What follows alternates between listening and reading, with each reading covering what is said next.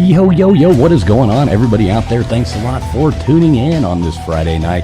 We got a heck of a show lined up for you tonight. Lots of cool stuff coming at you.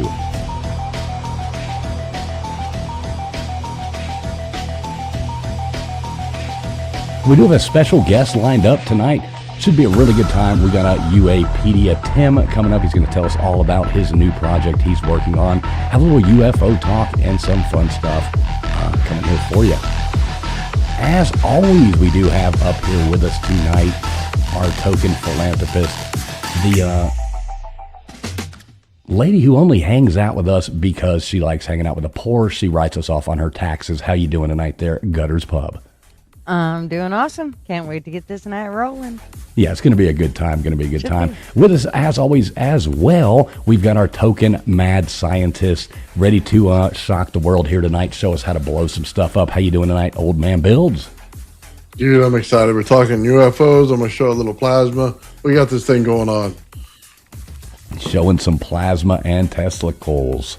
That should be a lot of fun. And with us here tonight as well, we have our token studio recording country music sensation, KJ. How you doing tonight there, KJ? Hey guys, happy Friday. Woo woo. Excited about the show. Let's get it going. All right, as long as we get that woot woot, that's all that matters. So yeah, folks, we're going to get this thing going here in just a second. Sit back and enjoy. Let me say hey to some of you fine people already coming in here, and we'll see what's going on. Who we got in here? We've got coming in, we have already Matt Dummett. Matt Dummett always coming in first. Good to see you there, Matt Dummett. We got Dispatch Center. What's up, Dispatch? Good to see you, brother. Let's see, Gumby coming in here. Good to see you, Gumby. We have our buddy Lou Sasshole. He's got a really cool name. Thanks a lot for being here, Lou. Let's see who else we got coming here. Big Barney Ross. Big Barney Ross says the last time I had faith in the news was when it was with Huey Lewis. Oh, that's actually the first record I ever bought, Big Barney Ross. Turtles Records. Bought that in the Rocky IV soundtrack. What a great time. Well, that was a day or two ago. Let's see who else we got coming in here. We got Over Underrated. Good to see you, Over Underrated. Shout out to you. Flatty in here. Good to see you, Flatty.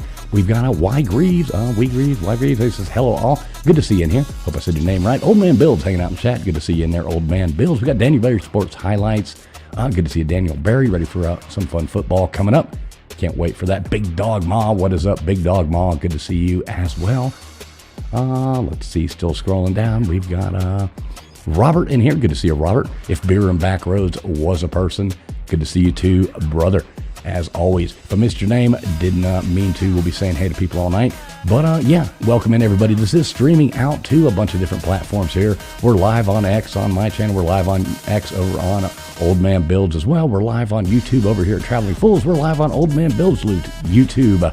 We're also live on LW's YouTube and Gutters Pub. So no matter where the heck you are watching this from, we appreciate you being out there. Please, everybody, do make sure you hit that thumbs up button. It does help the stream get out there to wonderful people just like yourself. So that being said, we're going to get this this show started.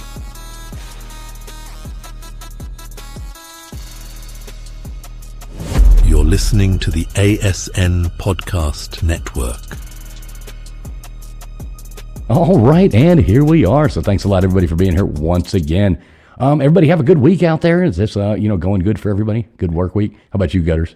Yeah. Did you get anything done? I did. Got a few things done. So it's a win-win. Tells me I don't believe you. Okay, well, they're probably working on campers or something like that. What about you, KJ? What did you get done this week? Anything cool? Well, I'm alive, my kid's alive, so that's good. Heck yeah. Well, there we go. Feet above the ground. That's always a good thing. It sure does beat the alternative. Yeah. What about you, old man? I guess you got your buddy there staying with you this week, so that's probably pretty fun. I imagine y'all are having a good time. Oh yeah, the crypto optimist is going to be with me for 2 months, man. Yeah, we're gonna take some trips out, man, and go to Tesla Tech, the guy that runs that, and go see him, see all the cool stuff he's got there, man. Do a bunch of road trips to see people about Tesla coils and stuff like that. It's gonna be awesome, man. And we're gonna do a lot of alchemy, so just normal chemical science, and then we're gonna get into a bunch of high voltage and stuff. And I'm gonna go on and do a live show, man, for probably about 4 or 5 hours, just lighting everything in its mother up. So it's going to be exciting, man. It's a good couple months. That's awesome. Yeah, I can't wait to see some of the projects that the two of you come up with together. I mean, it's kind of like the combination there. It's just I can see the sparks flying already. I mean, I'm excited to see what kind of stuff y'all blow up, basically. Oh, yeah. I'll show you how to light up a Tesla coil with a burrito. Oh, nice. Nice. Awesome. Nothing better than that.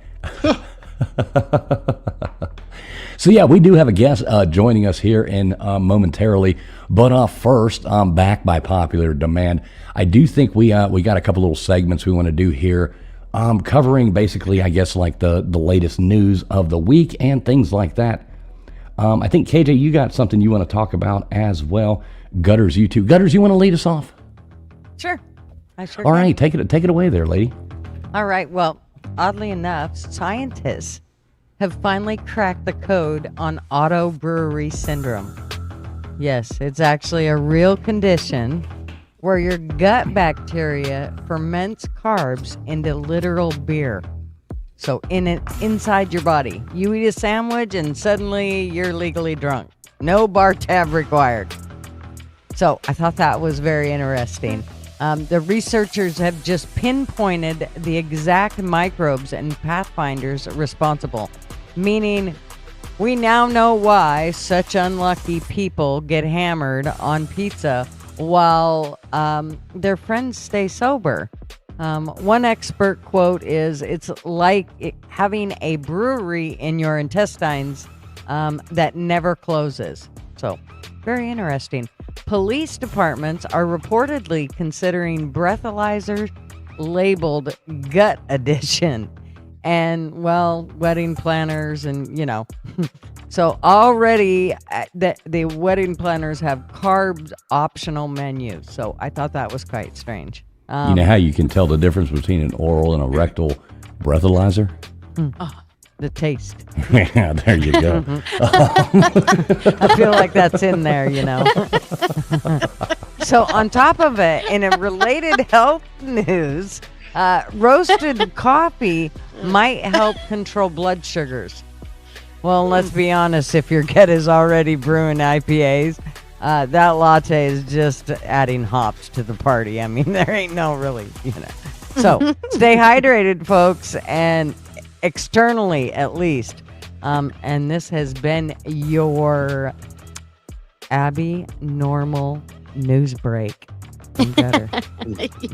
I like it. Good job, Gutters Pub. Good job. Look at that, coming in there with the news break there, talking about getting drunk from eating sandwiches. That's going to be the death of me right there. I think that's what's going to happen is our friend Gypsy's going to finally slip me that sandwich, and it's going to have a Mickey in it, and I'm going to be drunk by the time I get done eeting it. So right.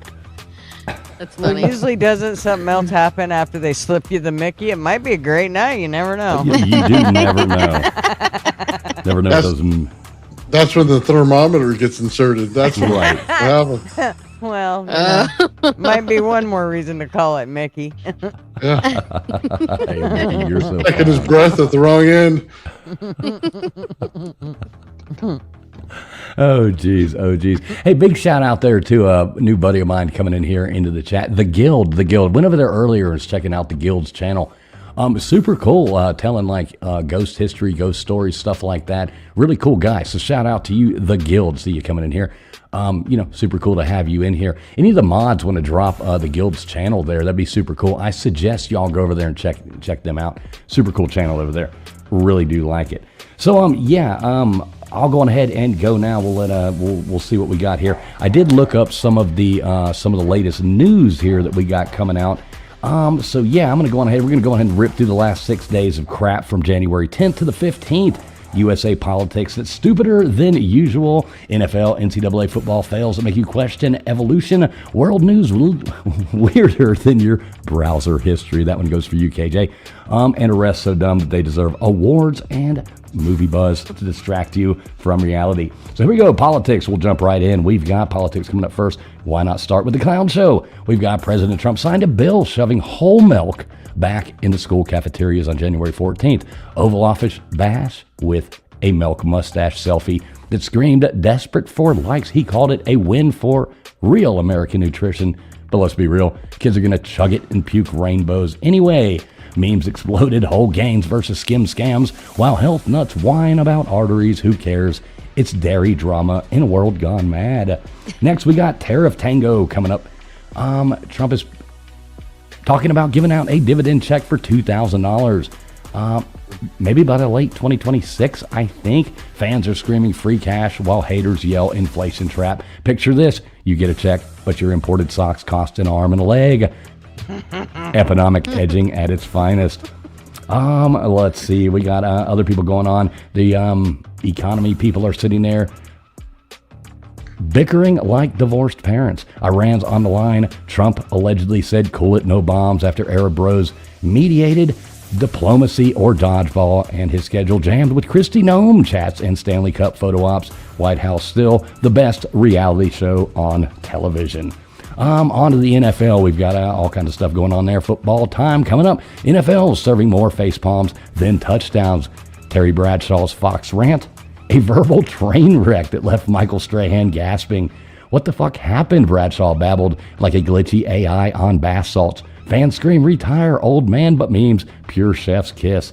He's the poet laureate of nonsense. Troy Aikman got verbally curb stomped by a 49ers player post-Seahawks win. Troy, shut your booth hole, they said. Brutal Jameis Winston confessed on the Kelsey pod.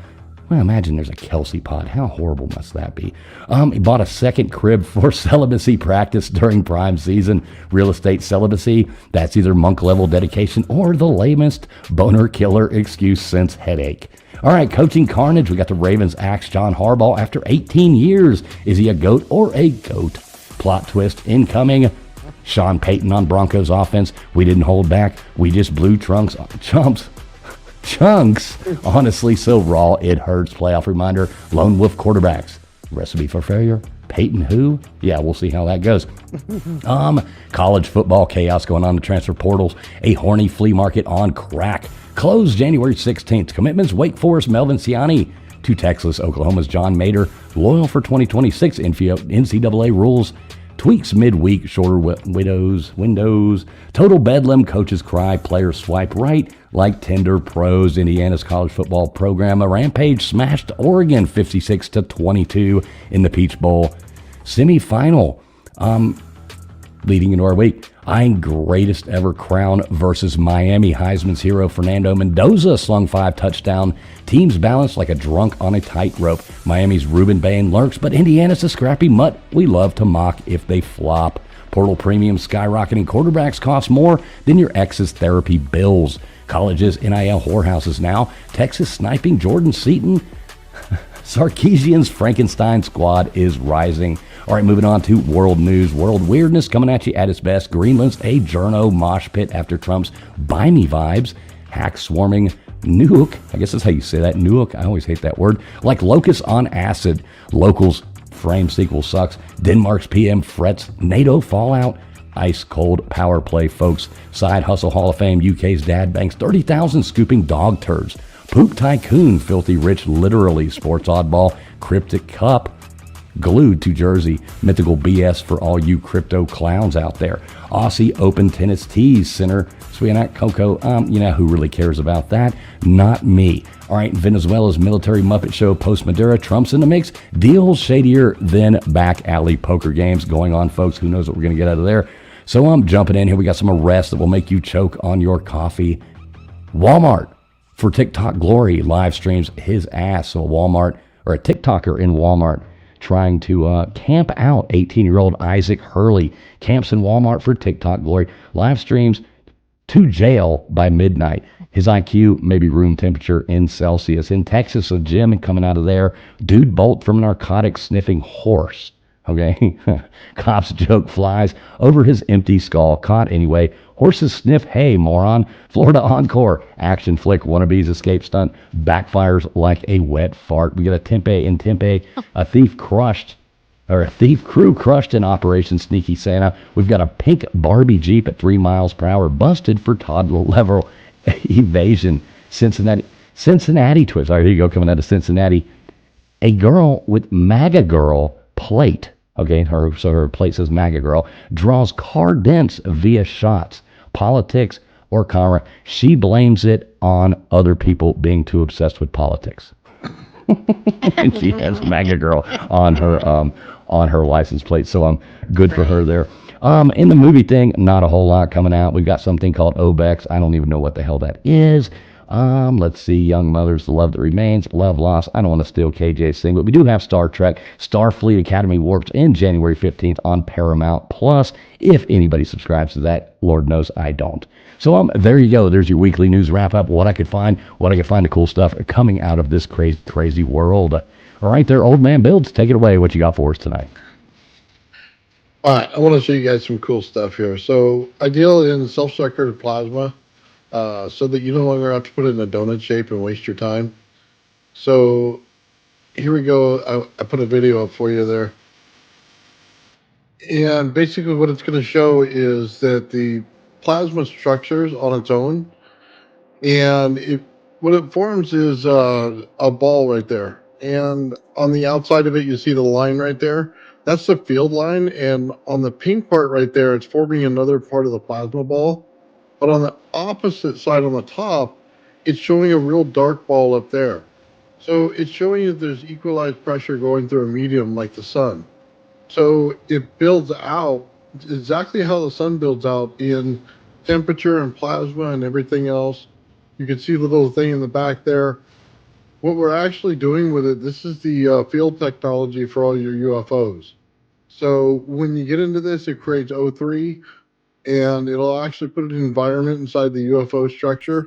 It'll create the plasma that goes around it that creates cold plasma that's just like the outside of the Earth. And it'll basically build you your own environment inside of it. So we'll be able to build warp drives now from this technology.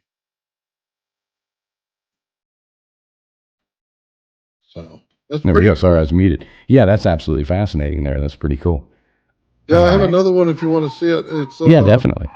My head's still trying to wrap around it. Like my brain's still like, okay, wait, don't go too fast. So basically what this other one is what we're looking at. If you pull it up, it actually grows dimensional structure like snowflakes. It's the other one. So if you look right at the bottom of the arrow, it looks like somebody's growing some chin hair or something. What it actually comes out to be is like a snowflake structure. And it shows you how that we can take plasma itself and transform it into actual structure. So we can build out crystalline structure out of it. So when you get over to crystals and things like that, we can build all of that. We can also build some, I don't want to say it, not graphite, but some very heavy material in there that we can make on the outside of a craft. You can see how far it's grown now. And then I will have a... Oh, wow. Yeah, that's really crazy. cool. Now, is this something you're doing, right? Yeah, this is something I'm doing with all the guys that I work with, myself, Sean, Joe, and also the Crypto Alchemist. We're doing all this stuff. We're able to build it out here in our garage. And we're way ahead of the plasma people that do this stuff. It usually takes them, a day or two to grow this stuff. This happens in seconds when we do it. Yeah, that's crazy. That's actually really fascinating right there. Now, let me ask you this. How hot does that get? We're looking at about 5,000 degrees in the center. Oh, wow. Yeah. Oh my gosh. Here's the crazy thing. The rock that you see it on and the part where the energy comes out, the anode, will be perfectly cold at room temperature as soon as you turn it off. Oh, wow. So you could definitely light a cigarette from that, right? Oh, when it's on, yeah. when Burn it's it up on, in about a half a second. yeah, when it's off, you couldn't light your cigarette for nothing with it. Right. That's awesome. No, that looks super cool, man. I can't wait. I think it's not next week, but the week after, you're actually going to come on here and do some demonstrations for us, right? Like live demonstrations with a bunch of stuff. Isn't that the plan? Yeah, we'll do some live demonstrations. You're going to see me put my hands in water with like about 70,000 volts in it, and it won't affect me one bit. I'll be able to separate oranges at distance and be able to turn things on. You're not gonna do a James thing Oh on my us, are gosh, you? are you Right, he's gonna serious? start howling. He's gonna start making those James noises. That'll be awesome. Right. If you do, you have to promise to make the same noises that James Oh makes. my God, no. I promise you it will not be a James thing. It'll be 100% real. I miss James. Oh, yeah. No doubt. What the hell, man? I miss James. Oh boy, he got us so much help. Sweet Jesus, that was a lot of fun. All right, well, that's super cool. You got anything else for us there, old man? No, that's it for now. I just want to show you guys that. That's kind of some of the small tip of the iceberg stuff I work on besides my Tesla coil. So. No, I like it. That's super Yeah, cool. that's cool. Yeah, I like it. I like it. I can't wait for the week after next when we actually watch some live demonstrations. So what do you got for us there, KJ? All right. I'm just going to talk about some entertainment series. I don't know if people binge watch. I don't know if you guys do. So, but I do while I'm cooking or whatever. And one thing on the HBO, which so Cat House came out in 2005. I don't know if you guys ever watched it. I didn't. I had no idea. But there's a series called Bunny Ranch. So that's been interesting to watch. It's about some perv named Dennis Hoff, who has some brothels out in Nevada. And he had an HBO show called Cat House, and now it's a documentary. So I love documentaries. So that's pretty interesting. I don't know if anyone in the chat has seen it. What was that on? It's on HBO. Yeah, HBO Plus. Bunny Ranch. I don't know. It's pretty interesting. But Cat House, I'd never heard of. I don't know. It was pretty. Nope, never been to It's kind of one. like a Playboy bunny, but skankier.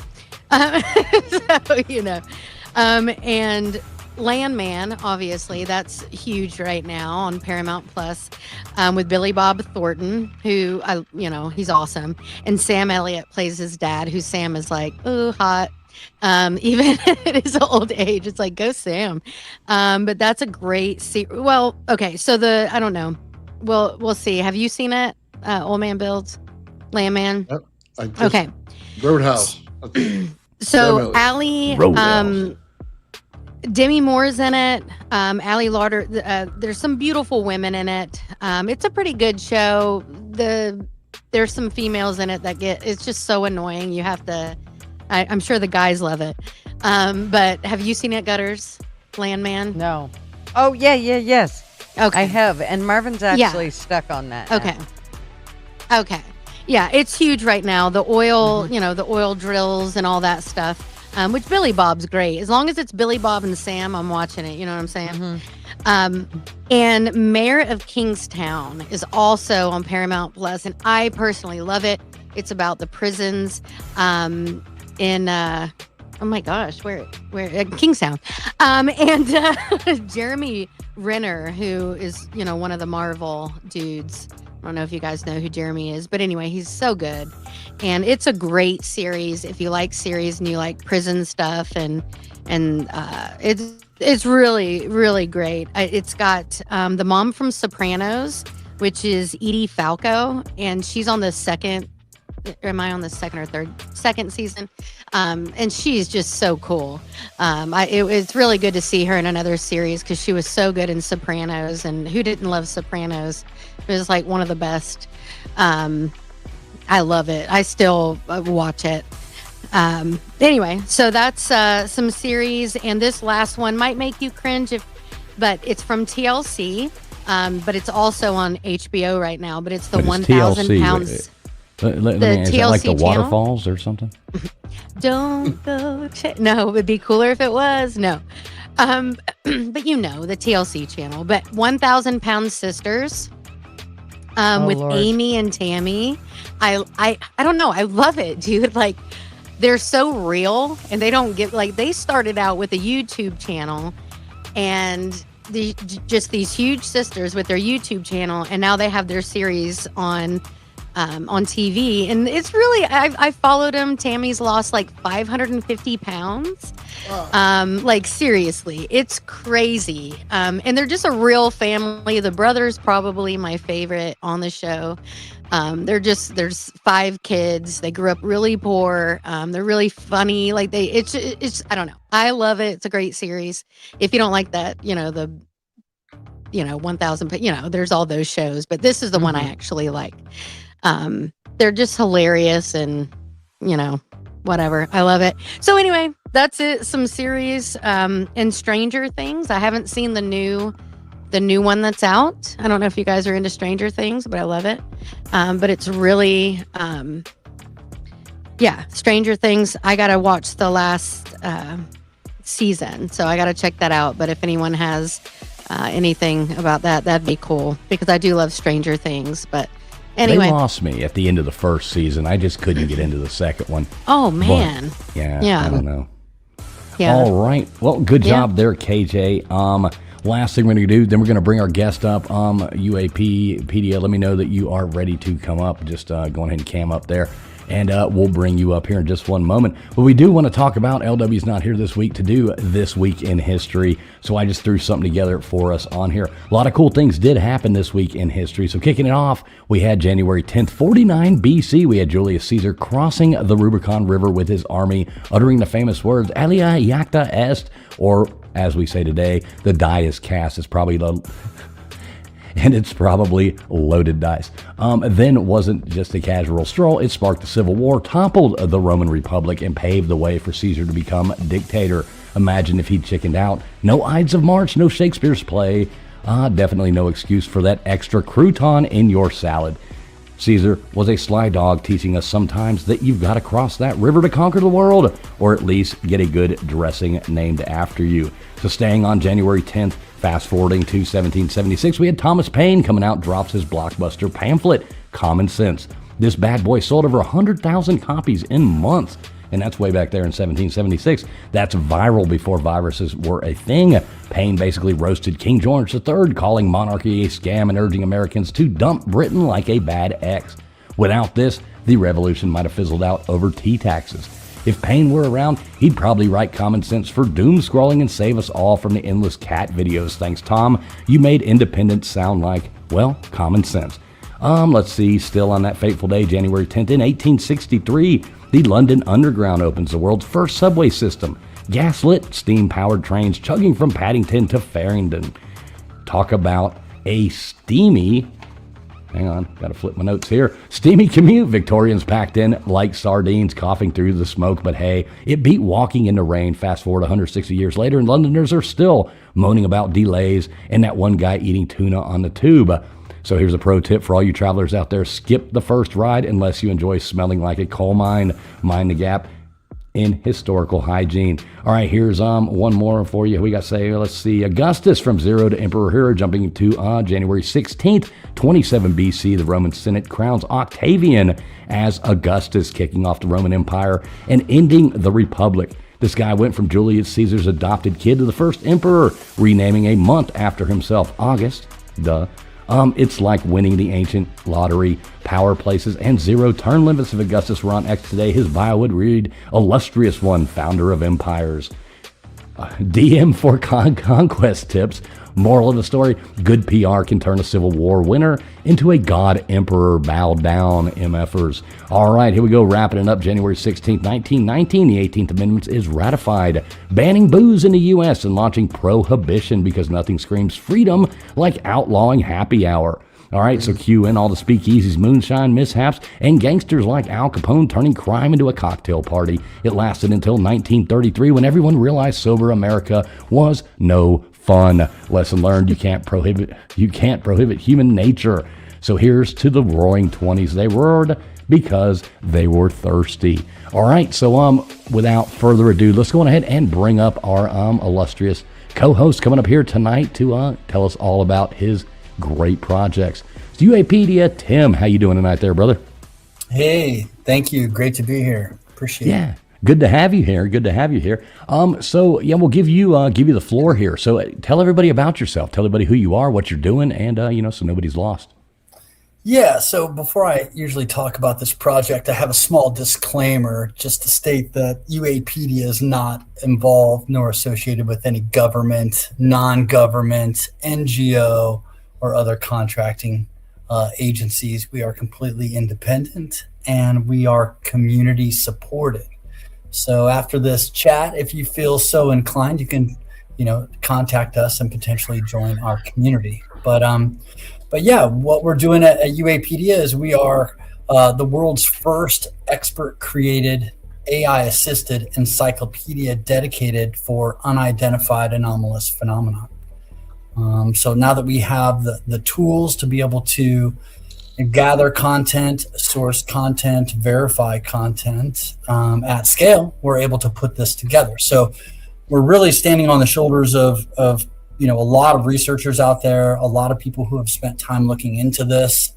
Most specifically, who I like to always credit is a guy named Jerome Clark, who has around a 750-page UFO encyclopedia. It's been around for a long time. But with AI and other tools, we're able to, stand on his shoulders and do a lot more out there. So our goal is to, create trust in this environment. Because, spend a little time on X, spend a little time on Wikipedia, try to look around on the internet, use ChatGPT on your own and find out what happens. You'll find quickly that, you'll be steered in sort of a traditional mindset and knowledge base. You'll find a lot of misinformation. You'll find a lot of gate-kept databases. And what we're trying to do here is have really an open source, sort of ground truth for what's happening within the phenomenon. Yeah, that's really cool. So explain to people now. So I was checking out your site actually about a week ago, 2 weeks ago, when we were looking at it. So explain to people. So you're stockpiling a lot of data. Is from what I can see, a lot of things like that. Elaborate on that a bit, if you don't mind. Yeah, so what we've done is we've created a table of contents. Just think about an encyclopedia, that you used to have. I don't know, I might be dating myself, but encyclopedias used to be volumes and volumes that sat on a shelf somewhere collecting dust, right? And so this is a modern version of that. We have a table of contents that's around 45 pages long. And so we're working through that diligently, verifying, applying our claims taxonomy and our speculation labels. We're verifying all of our sources, and we're putting together entries or articles that include multimedia. Sometimes there's images, sometimes we're linking over to video, but we're really trying to be sort of that discerning voice. Again, a lot of misinformation cycles. What we're trying to do is be steady Eddie and have really a trusted source of information in a modern encyclopedia style format. Yeah, that's really cool. You remember the days, like you speak of encyclopedias and you say you don't want to. Now, we all are 39 on the internet, so we have decided that. But, the days of encyclopedias, like back in the day, when you would be, every time I'd ask my mom something she didn't know the answer to, she would look it up. That was like the deal. You would go to have to do a book report or, like a paper for school. You'd have to go and know the Dewey Decimal System, check stuff out, do all that. The internet has just changed the absolute world. And, that's a wonderful thing, in a lot of ways. A lot of ways bad, those damn cat videos. We won't talk about those. But yeah, hey, let me real quick here, real fast before we get back to that. I do want to say hey to a few more people coming in. We got Christy Sullivan coming in here. Good to see you, Christy. Who else did I see coming in here? We got PJ. Good to see you, PJ, in here. Mr. Duggar Fishing. Good to see you. Anyway, Song. Good to see you as well. We got Tombstones in here. Good to see you, Tombstones. Scrolling down. A lot of different people. Robert. Good to see you, Robert. We got Johnny coming in here. $10 super chat saying, from conspiracy theories to history lessons, never a dull moment. Good to see you, Johnny. As always, brother. Thank you so much for your support there. Let's see. Anybody? Yeah, I don't mean to skip anybody's name. Welcome everybody to that are here. We got this streaming out to about 8 different platforms. No matter where you're at on, please make sure you have hit that thumbs up button, and we really appreciate each and every one of you being here. So, Nathan, what kind of questions you got here for Tim? Well, are you guys staying away from Stephen Greer and Alessandro, all those people, or are you guys jumping right into them? Yeah, we have entries on both of those guys. You'll find case files, and I know those guys are really can be controversial, but they're meaningful people within the UAP and phenomenon space. So we're covering all that. We're not really discerning between that. So you're holding nothing back from them. I ask because they're the disinformation people. You get on there and they show you an egg. They show you the boogosphere. They tell you that they have no idea how this stuff works. They won't even crack it open. Are you interested in debunking any of that stuff, or are you just kind of flowing with it? Yeah. So what we have is a claims taxonomy, right? What can be verified? What can be validated? And so when it comes to controversial figures, there's always a section in there around the controversy associated with them. Certainly Lou Elizondo has a lot of controversy. Certainly Stephen Greer has a lot of controversy. They've also pushed the narrative forward and played key roles within disclosure. So we include them. But you'll find, biographies on a lot of different people. We just published one on Art Bell, which I know we're a huge fan of. All of us are a huge fan of. We publish case files on a lot of the biggest cases out there. We do historical reviews. There's all different types of entries that we have within the database, but we're not here to really, exclude. We're here to discern. Like, what did Lou claim and what's verified? What did Greer claim and what's verified? What's hoax? What's folklore? What's legend? What is misidentified? So that's our stance. We're trying to take a look at what's available, what is out there, what has been said, what has been written in books, what's been documented within government documents, and we use those witness testimony and what is verified, what is validated, what is a hoax, and what is misinformation. Okay, do you guys look at the old files, T.T. Brown, Otis T. Carr? Any of those things in there in your files? Yeah, we have a biography on T.T. Brown that we just published. Who was the other one? I might have to add that to the list here. Otis T. Carr built the Otis CX1. I'm writing it down, man. Nathan here, he's been working on his own anti-gravity machine, trying to figure out how that works. So that's pretty cool. I think, you were talking about you had some thing coming up where you were trying to get people like that. I think maybe y'all need to collab on that. Maybe that would be probably pretty cool. Yeah, the propulsion is a big part of what we cover. So, and it's a big part of the table of contents that we have. So we're digging into that. I haven't mentioned, and I'm going to, is that UAPedia is sponsoring a free online conference on January 25th. It's called UAP Con. Everybody heard from, all the government officials from Age of Disclosure and the documentary by James Fox called The Program. This conference is with academics. So we're bringing in the president of the Institute of Noetic Sciences. We have Rizwan Virk, who wrote the simulation hypothesis. We have Paul Hynek, who's the son of J. Allen Hynek. We have doctors JJ and Desiree Hertak. I'm going to pause here on doctors JJ and Desiree Hertak. If you don't know them, look them up. They have a really incredible story and are involved in space law and a bunch of other things. So they're on the panel. And so we have this summit and conference scheduled. So we're going to talk about, the nature of reality. What can we discern from reality? We're talking about experiencers. We have Whitley Strieber. We have Jeffrey Kripal from Rice University, who has the Archives of the Impossible. We have this woman, Kim Engel, from the John Mack Association or Institute.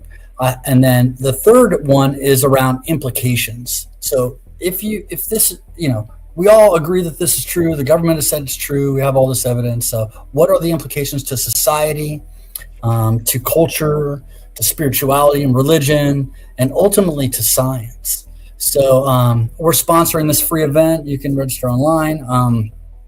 It's on a Sunday I'm in California, so it's 10 a.m. to 2 p.m. A little bit later for you guys on the East Coast.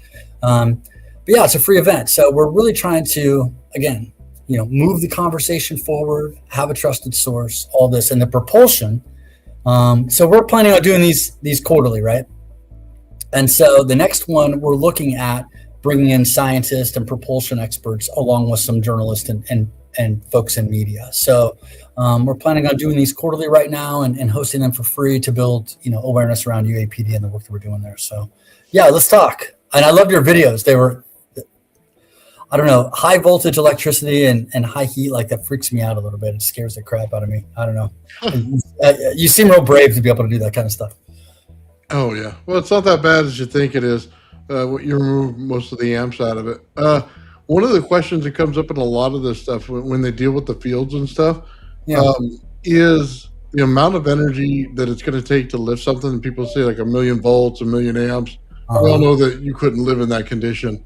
So they're obviously not using that. Right. Did you ever hear anything when you guys put all the information together about structuring fields, coupling fields in order to reduce the amount of energy put into it? Oh man, I wish. There's folklore around this, right? It's not really verified. There's the Bob Lazar element 115, right? Are you familiar with this? Where the stable version of it creates the warp bubble around a craft so it can move through time and space and mediums, effortlessly. And then there's, you have folks like Hal Puthoff and Eric Davis who have written extensive papers on advanced propulsion methods. You do have T. Townsend Brown, and you have, of course, some other folks involved, but those are the gist of what's available right now, and a lot of it is just theory and not validated. Interesting. Yeah, that's going to change very soon. I'd love to hear other people's thoughts. So tell me what you think. Who should we include, and what are we missing, and that kind of thing. I'll tell you right now, the first person that says that you need 1,000,000 volts is the guy that they're out of the room, because he obviously doesn't know what he's talking about. So just so you understand, building field bubbles fairly easy. You could do it from the inside out instead of the outside in. It's just basically just like the plasma you saw, but you have to build it from the inside. And it takes the understanding of structuring things and making them in a coherent fashion so they self-structure in plasma. So you hear a lot about the Schwinger limit and how do I bake the Schwinger limit? Well, you don't do it mechanically. You have to do it through gases, or you have to do it through plasma. And the only way to get to there is to make this field. And it's not propulsion. What it is a gravitational field. It's like building cold plasma around the Earth, okay? We all know it's there. You all know you can structure it. But if you don't put the fields close enough to each other, you'll never get there. And it's kind of like it's a bunch of rocky surfaces on the inside of the bubble. And in order to get that smoothed out and make a laminar flow, you actually have to squeeze them and compress them. And once you do, it builds a field on the outside of this craft, which will allow it to pull the energy from the environment to work in there. If they don't talk about entropy and how entropy works, they didn't build it. So you can tell right away it's complete disinformation if they don't, because it's required. You're creating a couple of capacitance with the environment itself. It's like taking Tesla coils and just taking the number 2 coil by itself, putting it out 3 feet from your main source, and putting 6 of them in a circle. You're coupling capacitance in the air, so the main driver should go down to 0 volts is where you should have it. And they should all still run because the energy stays in the environment. That's field coupling. If someone doesn't understand field coupling, they'll never build the bubble. So I wrote a paper that added on to another paper that had to do with warp bubbles. And it talks about time and gravity being emergent from the field.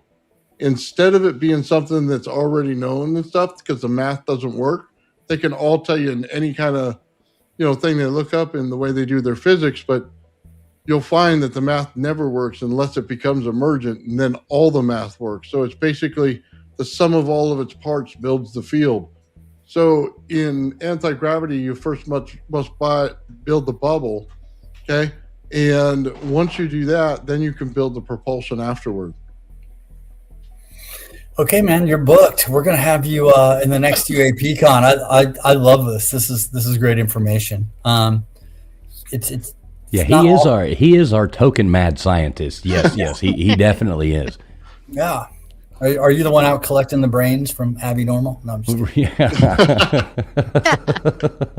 That is definitely him. Now, KJ, let me ask you.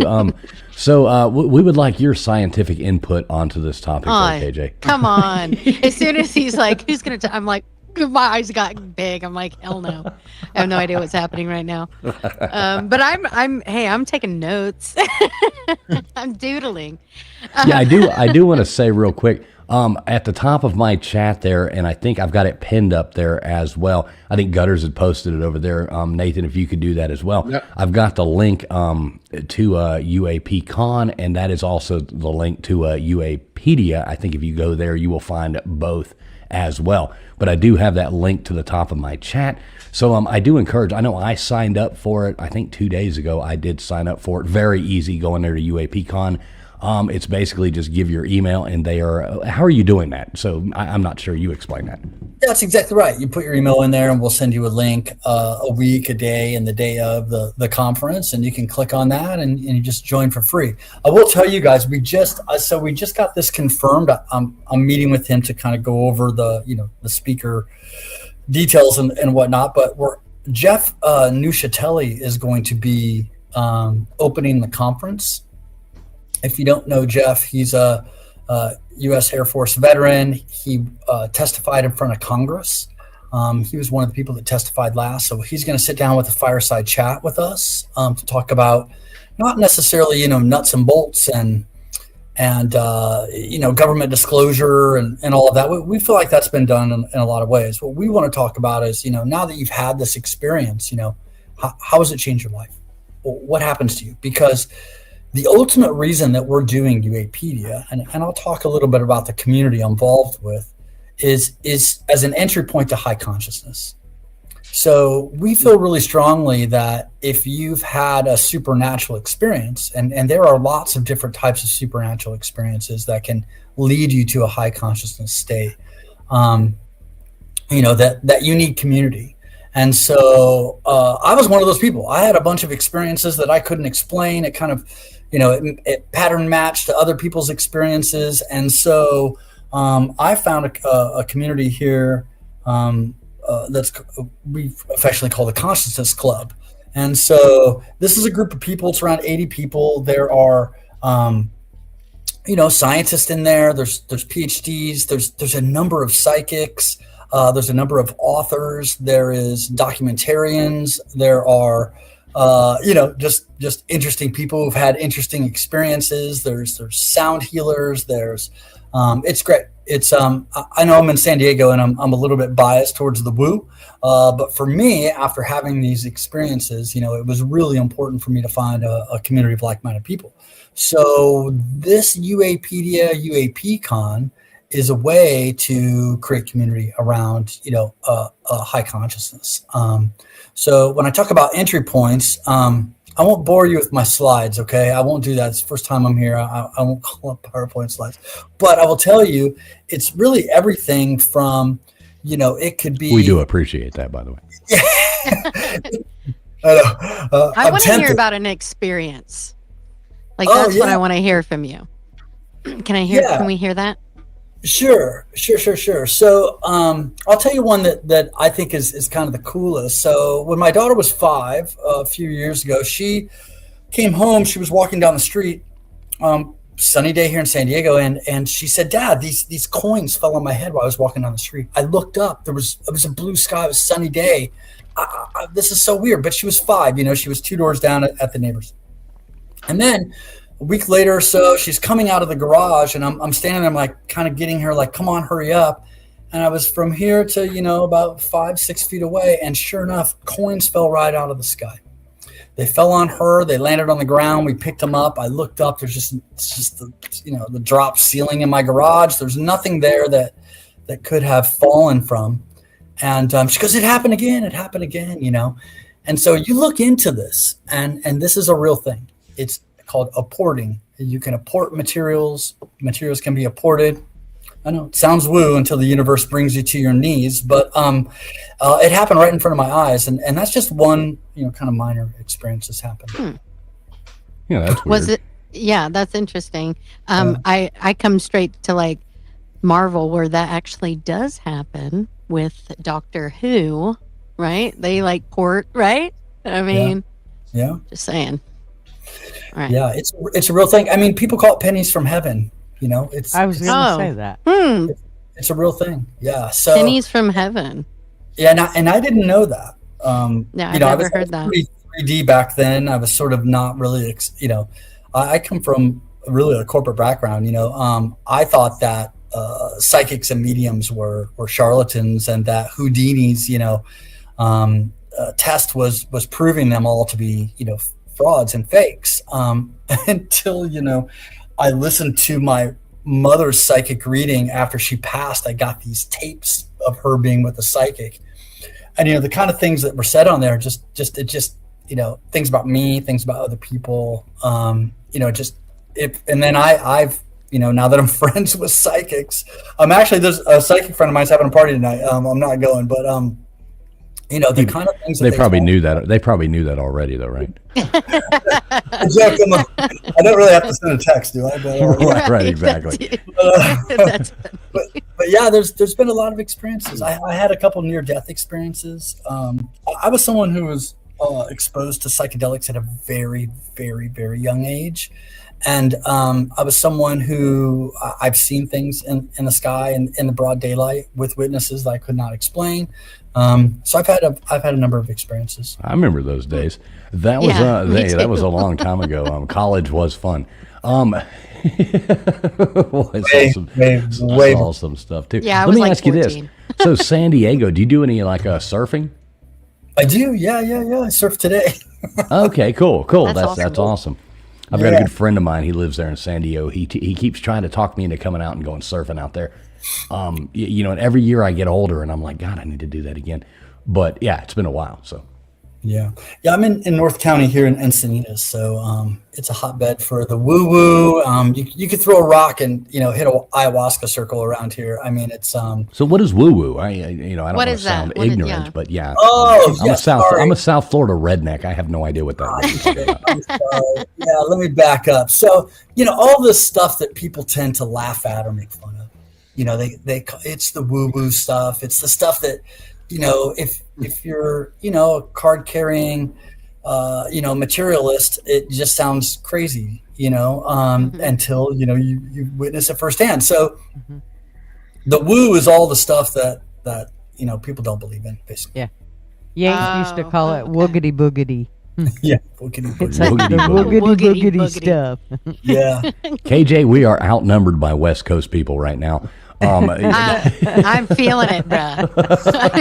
I'm definitely lost in all this talk. Well, that's because the West Coast is the real time. You got to remember that. Y'all are on East time. We are not having it. Okay, so Tim, I got a question I have to ask you. So every one of our guests that comes up here onto these shows that we have, we do have to ask this one question.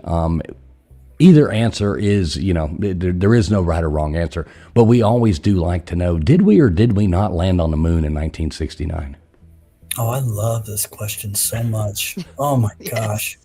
So I'm going to plug a friend of mine's. I'm going to tell you guys a story. So I went for a surf. I grabbed some tacos. No one was in the house. Okay. From a street truck, right? Well, it's actually from a gas station. But okay, cool. Oh man, you just lost California woo-woo points right there. So I come home, and I may or may not have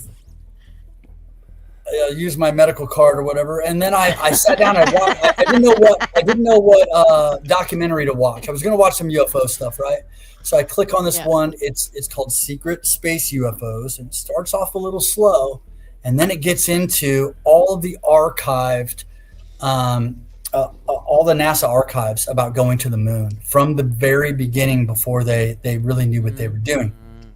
And so my feeling is that the moon is a head fake. The moon hoax is a head fake. They did Kubrick. They did, they put out all this misinformation. So you would think that they could not go to the moon. And that's the conspiracy.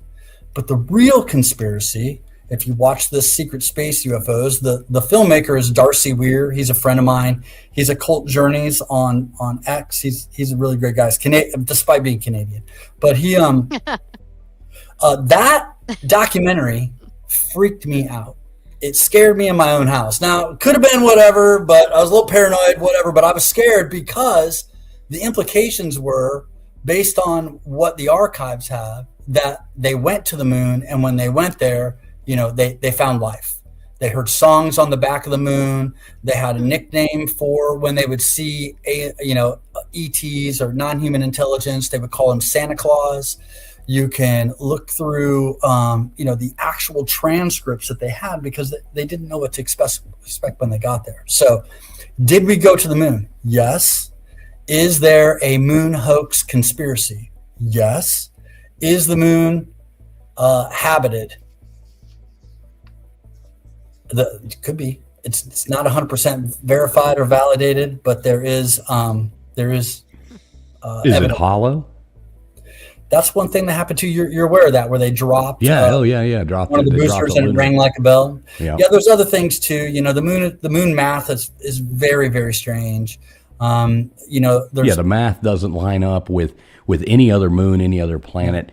I like the things where you go back and you look at ancient cultures, and there's a lot of them. I think one of them's like the Zulus, and a lot of these old cultures have the old tales of life before the moon, which I think is really fascinating. Right. Where and it brought in, and there's many ways to look at that. Maybe our atmosphere was just denser then, and gradually cleared, that causing the Great Flood, the Younger Dryas, all that kind of stuff like that. Or was there a time before the moon and that caused the Younger Dryas because the moon came?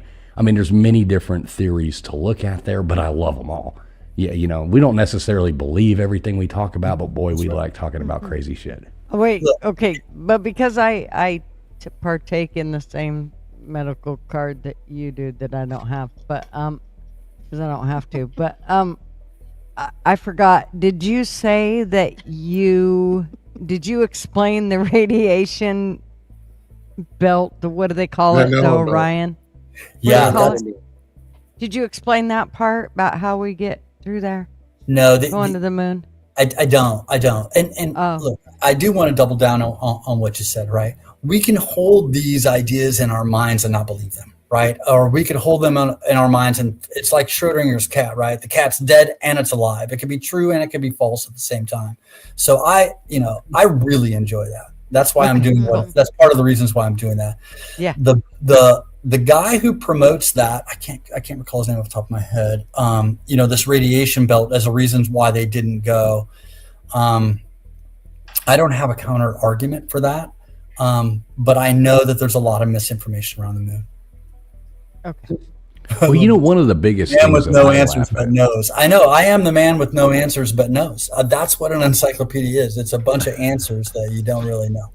One of the things I always look at with the moon landing is that hunk of junk that they took, all wrapped in aluminum foil with duct tape all over it, and that somehow or another they convinced 3 morons to put them into some goddamn rocket with a bunch of gas underneath it, shoot them up into space, and they were like, oh yeah, and then we're going to get into this, drop out of the sky, land this contraption that looks like something that, a 12-year-old built out of, duct tape and popsicle sticks onto the moon. Then you look at the lunar buggy thing, and it's like remember those old 1970s chairs that, everybody had, those beach chairs, and those are the seats for it. It's got these weird little antennas. You got Nixon sitting there talking on the telephone.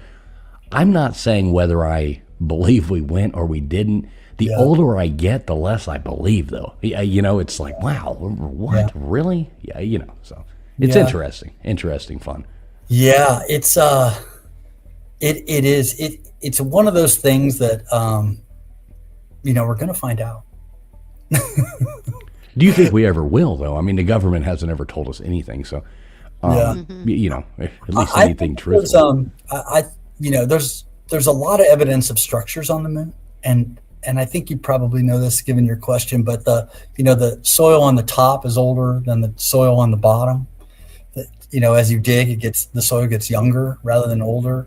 Right, which is totally unfathomable. That is like impossible. Someone put unless that the Van Allen radiation belt varies during solar minimum periods. I'm just reading the chat, but yeah, here's that hunk of junk, we got in front of us right here on the screen. Imagine somebody sitting there and they're like, "Hey, Tim, so I got an idea. We know you're a good Air Force pilot and stuff like that, but we want to go on ahead and promote you." Oh, wow, what am I getting promoted to? We're going to put you into this thing right here, fly you up into space, and then you're going to drop out of a rocket and land this thing onto the moon while Michael Collins floats around and goes to the dark side and hears a bunch of scary shit. What would anybody in their right mind say? He'd be like, hell no, I ain't getting into that. Yeah. For me, I feel like there's only like the sign that says free candy on the side. Like, Oh no. That's the dark side of the moon, Gutters. They didn't land it there. like That's bad. where's the van? Check this out. Very cool. Oh, I love these graphics. Yeah. Mm-hmm. Yeah, we haven't done a whole section on the moon yet, but it needs some attention for sure. Well, what they don't take into account, I'll tell you this right now, is the Van Allen belt. They talk about the radiation, but they don't talk about what kind it is. And this is the important part. When you do hot plasma, you get into a hot reaction, right? So you get what you get in a nuclear plant, which is very bad in radiation. But when you get into cold plasma, that actually changes and will grow plants in your yard twice as fast or 3 times as fast. So when you deal with what kind of radiation is the Van Allen belt, it's cold plasma radiation, which means it's completely different radiation than the hot plasma you would think it is. So they don't even have that right. So well, explain that to me, dumb it down like I am, just an absolute No, not moron. like he is. Dumb we it are. down like Just how we are. Dumb that down for me. Okay, so if I wanted to take this radiation on my Tesla quad, just put a simple rod down the center of it, put it into the ground, put it into the water table, and it would expand all the energy around it because it's radiation, right? But you would think, oh my God, that'll kill everything in the neighborhood. The exact opposite happens, and it has to do with structured water. Instead of it structuring it tight, like your blood vessel or something, it'll open it up. And what it allows for is everything to flow faster through it, so it grows faster. So you'll get plants to grow 3 to 4 or 5 times the ability of it, and it has to do with the radiation. So what zone we're in right now is we're in a cold radiation zone. So when you go outside, you're not harmed until something pushes upon your ionosphere and pushes it into you and creates a hotter plasma inside. That's when you get problems. But we're in a safe zone right now. Think about the amount of voltage it took to create the plasma around the Earth, right? It's in the trillions of voltage, but it's not harming you right now. So therefore, the radiation is different than it is when you're standing next to a reactor or standing next to a core. Completely different. So when you go through the Van Allen belt, it didn't hurt them at all because it's a different kind of a radiation altogether. It's not the same thing that you think it is. Okay, now my brain hurts and I don't want to talk about this no more. Gutters now feels dumber. No, I love that. I love that so much. Thank you. I know you guys do, but my brain hurts. I swear, you just dented the side of it. Oh, wow. Sorry. I'm really a Side researcher of more than a scientist. Well, we could talk about aligning your chakras. I could tell you all about that. Oh gosh, here we go. Can we start with purple? No, just tell you how resonance works, man. We're good. Funny. I don't think everybody realizes how this world actually works, and I they're don't. fascinated when they find out No. that your body is built on resonance, and the fact that your lungs and your heart and everything beat in there, you have a frequency that goes on between all of them, so you're aligning them together in order to create a uniform resonance throughout your body. And that's what gives you the ability to do more things. And it's like, why do you say crystal and everything heals and stuff like that? It's because literally when you put it in water, it has a frequency, a voltage, and Is he amperage. talking about the birds and the bees? I feel No. like there's Let me tell you about the birds. And I'll just slow it down for you. Here we It's go. good for you. All right, getting off topic again. Here we go. Now we're back Sorry. to this talk. Leave it to Gutters for Sorry. all of a sudden we're talking about brothels and no, that was KJ. But yeah, who knows what the hell's going on in here anymore? Back to UFOs. So we did have an interesting question here in the chat. Let me try to find that. Big Dog Ma coming in here, and she wants to know, Tim. She says, "Did we discuss Area 51, and does Tim believe in it?" So, Tim, what is your thoughts on Area 51? Believe in it. Well, it exists. It's there. Right. You can go look at it. Well, from a distance, at least. There's a lot of, yeah, I believe in Area 51. I think that. And I think her question is, yeah, not that it exists, because we all know it exists, but do you believe, so what is your thoughts on Area 51? What did they find? What are they covering up? I think that's more of a question. So the Area 51 thing came about because of Bob Lazar primarily. Bob Lazar came out and said on Las Vegas TV that, they have UFOs there, and he took his friends there to go watch them fly around at Groom Lake. And, and he also shared that he worked at a building called S4, which all of this was classified. No one knew any of this existed. He talked about how the reverse engineering, crafts there. And that's where really the folklore was born with Area 51 and why, the whole town now, the whole town is, that's nearby is, I was trying to think of the town name, I can't remember, is all UFO and alien themed at this point. Yeah, they've got that really cool, I guess it's like a restaurant bar right there outside. I really want to go there. It looks like a UFO. Yeah. Right, that would be cool. Roswell, which is, Yeah, I think that is Roswell, actually, yeah. Yeah, Roswell, is interesting because, that was the 47, landing with biologics and all of this, and it really triggered, a bunch of things within the government, the development of the Air Force and the CIA and all of that kind of thing. The moon is around 250,000 miles away. So it's 250,000 miles? Yeah, roughly. Yeah. Yeah. Okay. Look at this place right here. I would love to sit down right there. I like the way somebody even drove like a green, line. Like who the hell would go out and buy a Mustang that color? But it does match the place. That's what's absolutely amazing. That's super cool. I'd love to go sit down there and have you guys seen that documentary on Storm Area 51 where they? I was about to bring that up. So how about those morons that all got together and they thought they were going to storm Area 51? It's like, oh my god. Can we clarify that the Mustang's yellow though? He said green. I just want to point out. It looks like a fluorescent yellow or green. I mean, it's yellow. Yellow. You said it. Well, I might be a little bit colorblind, but go on ahead and pick on the disabled gutters as you normally they do. See different. Okay, Anne had a question. Can we go back to Anne's question? Holy moly, this. Yeah, sorry, the chat was moving pretty fast. Is that this one right here? If we this one? Something about. If we went to the moon, how come we never came back? No, Anne. Mm-mm.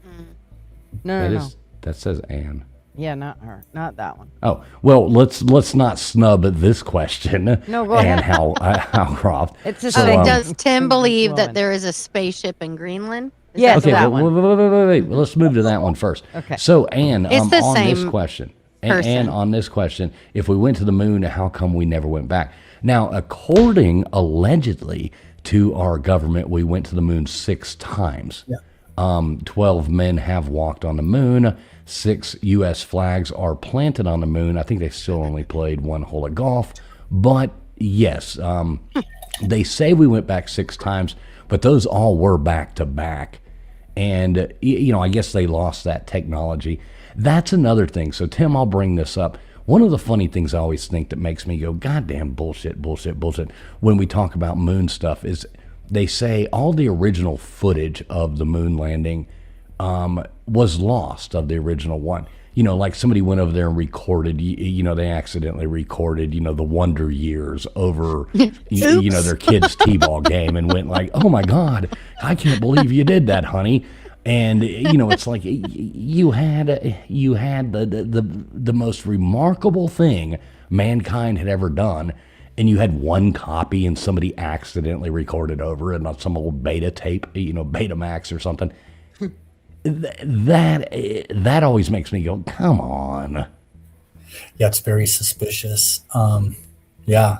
I mean, again, why wouldn't they want those recordings out? And I can't remember the guy's name. I know he was on Rogan that, dispels that they never went because of the Van Allen belt and all of that. I mean, it would be very easy to fund a misinformation agent like that. The government has done that many times. There's a guy named Richard Doty who did that kind of work. He's sort of a reformed, in air quotes and like hardcore air quotes, CIA misinformation agent. So, and if you look on X at any given time, there's a couple of primary folks who come out there and debunk all the time, and they won't say who they're funded by. That's why I do the disclaimer. I just do it. If you can't do it, that's smart of you. That's smart to do, because if you're funded by something, you're bought and paid for. Yeah, it's so easy. I mean, I could say those words out loud, truthfully, and it's no problem. A lot of people can't do that. A lot of people cannot. Well, see, and I buy into a lot of this with, okay, so the disinformation, the stupid things like our government saying they accidentally recorded over the footage. Bullshit. You didn't accidentally record over the footage. There's no way in hell you did that. So I kind of think to like what you said earlier, is there a moon conspiracy? Yes. What are they covering up? Because my main problem with we didn't land on the moon is how did they convince, I mean, there must have been, I don't know how many people involved in getting us to the moon, 60,000, 80,000, 100,000 employees work. You know what I mean? It wasn't 5 people sitting there making a rocket and saying, okay, don't tell anybody about this.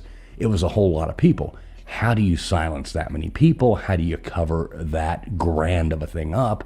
But at the same time, there's all this other bullshit. It's like maybe we went, but a lot of what we see is not really what real footage. Does that make sense? Yeah, absolutely. Yeah. Like maybe a lot of what they're showing us, like that lunar lander hunk of junk, maybe he isn't really the real thing. You know what I'm saying? Like maybe it's all, we went, but something was off, so they showed us a bunch of junk, fake footage. Yeah, one of the things in Darcy's documentary, Secret Space UFOs, is he goes through the images that they have in the archives, from the first lunar missions, and they're clearly doctored. He has an expert that goes through all the images. You can see the images, and what they're hiding is massive structures. You can say the same thing about Mars. And one of the ways, one of the pieces of evidence about intelligent life on the moon is remote viewers. Are you guys familiar with remote viewers? Of course. Yes. We've had some on here before. Famously, and the Hertogs also, back in the 70s, remote viewed Mars and they were able to locate pyramids on Mars and the face on Mars. So there's a lot of evidence that points to, the ability to remote view as a piece of information, right? It's another type of information that can be used. But that Secret Space UFOs, and it's a series, but the first one is the one that really freaked me out in my house. I was scared. I was all by myself. I ate these tacos and I was like, oh my God, the moon's not real. What are we doing? What's happening? If that's true, like what else is what are we dealing with here? This all I know is you keep going back to tacos and weird shit. So next time you have taco night, make sure you invite us, because we want some of these. We want some of these tacos, whatever the hell you're eating there. I don't have a card here for tacos, but I would like to get a taco card one day. We have street tacos. We have birria tacos, which are sometimes What are they? Birria. It's kind of like this shredded beef that's in a consomme. It's like they're just real messy, and then the shells are kind of more fried. Birria. So, and then there's also the gourmet tacos, where they're putting chutney and all this other. The tacos here is like a spectrum of, delights. So, if you ever come to San Diego, Makes sense. Some good recommendations on tacos. Yeah, if we come to San Diego, we're definitely going out for tacos and surfing with you. Yes. No telling what we're going to see. So Gutters, I didn't want to throw off your other thing. What was Anne's other question? It was something about Greenland. What was it? Oh, a UFO in Greenland, something like that. I was scrolling through trying to find it. Yeah, I missed that one. So maybe we'll find that question. Yeah. Sorry, Ann. Didn't mean to dodge you, brother. I'm a little bit behind on the does chat, Tim believe? Oh, Tim, do you believe that there is a spaceship in Greenland? I've never heard that before. Yeah, I It's haven't new. heard that. It's new information. There is this claim by Ross Coulthart that there is a craft that was so large that they couldn't move it, so they built a building around it. Oh, that's interesting. I don't know if you've heard that claim. And then there are claims that we have somewhere north of 10 to 20 different types of crafts. There's been that claim out there. There's a lot of claims. Sometimes the evidence is pretty weak, though, unfortunately. So do you so what's your belief on extraterrestrial life? Do you believe we have had, like, where do you stand on this whole thing? Do you believe, I'll make my question more precise here, but do you believe we have, like, currently living with us extraterrestrials, or do you more buy into the fact that maybe society was formed way, way, way, way back with aliens, or you can go, are we the aliens? You know what I mean? Like, where do you stand on that whole, conundrum of ideas? Yeah, it's really interesting. You guys keep asking me what I believe. I'm building an encyclopedia that's not supposed to be built on belief. So these are like, Oh, that's true. No, that's true. But we also like personal. I think it also makes more people interested in you and what you're doing. Sure. No, I'm happy to share. I just wanted to make that. Yeah. But you're right. Yeah. When it comes to the nature of our reality, I think it's much more complex. And as was said earlier, not very many people understand it truly, because there's a lot more out there than our five senses can bring into our minds. And there's also a pretty big paradigm shift that I feel like is happening around consciousness. We used to think that the brain created our consciousness. We know that's not true.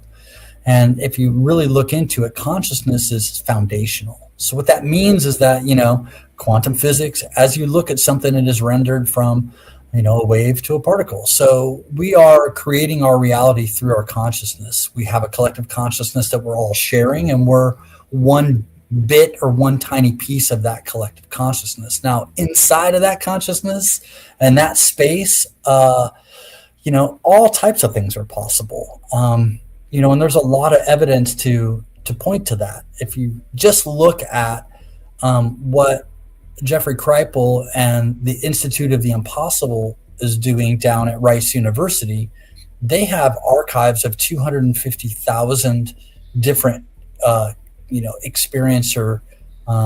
experiences from people who have had supernatural experiences, and they pattern match across. So could some of that be cultural influence? Could some of it not? But yeah, I think that there's something out there, and that it's very real, and that the nature of it is unknown. See, I always buy into the fact that, a lot of people, they go religion, or they go, different things like that we have to be the only people. And I think it's ignorant to think, and I am religious, so I don't want to take away from that either. But I think it's ignorant and, very human, and very, you're sitting there thinking that you are so above everything else as being a human. But I think it's pompous almost to think that you would be, out of all those stars, I mean, there's more grains of, there's more stars in the sky than there is grains of sand on the earth. So it's every star has its own solar system. And how can you possibly think that there isn't other life forms out there? Now, obviously you look up into the sky, it would take, trillions of years to get from one to the other, and that might be the closest one to us. But you can't think that we are the only life in this whole universe. There's just no way you can think that. And religiously, even, you can't think that, who are you to tell God not to create other people cooler than you? Yeah, the the most popular hypothesis, and the one that I grew up with is they're from outer space. They're traveled here from another planet. Oh my gosh, how did they get here? How long did it take them? How far did they travel? Where are they from? And then there's the ultra terrestrial, which is that they've always been here. They've been here longer than us. They're hiding here among us. They're on the planet. They're living in our oceans. They're in mountainsides. They're under the earth and Antarctica and so forth, right? And then there's the future human hypothesis, popularized by Michael McMaster's, right? That they're from the future and they're coming back to visit us. But there's many, many more. If you just think about spirits or angels, or there's many, many different ways to sort of frame this up and think about this. But it's a constant throughout religions, throughout cultures, throughout time, that there's something other than us with us. It's not, it's and when it's right in front of you like that, sometimes it's easy to not see it, but it's really, there's a lot of evidence that points to the fact that we're not alone. So do you get in the archives stuff like Tiamat, and then the moons that were around it, basically the asteroid belt, which would be now, and then Mars? So they went from Tiamat, they lived there, and then they moved to Mars when Tiamat exploded, and then they came to Earth. Oh man, that's a new. I'd love, that's fascinating. I'm doing this all day long, and I'm learning stuff, so this is great. Okay, so what he's explaining there is, if you look at every other planet, okay, and from the sun, every other planet, the math adds up between the distance from this planet, said Mercury to Venus, Venus to Earth, and then Earth to Mars, Mars. Okay, so they all add up, but there's that gap where with the whole science of the whole thing, with every other planet lining up, there's a gap. Where that gap is where the asteroid belt is. So like a destroyed, exploded planet is the asteroid belt. It lies exactly where in the distance between mathematically every... Am I explaining that right? Like in pretty layman's terms there, old man? Wait, you're muted, I think, Nathan. Yeah, there's actually a moon, they call it a dwarf planet right now, called Ceres, that's actually in the asteroid belt. It's a fully formed dwarf planet. It's actually probably a moon of Tiamat that was there before. But like fools are saying, the math doesn't add up if there's no planet there. And it has to probably do... Sorry, I don't want to go into a long thing here. Every time the sun pulses back and forth, it does it really super slow because its time variance is different than ours. So it pulses out the field, the rings that go around it, and they push planets out.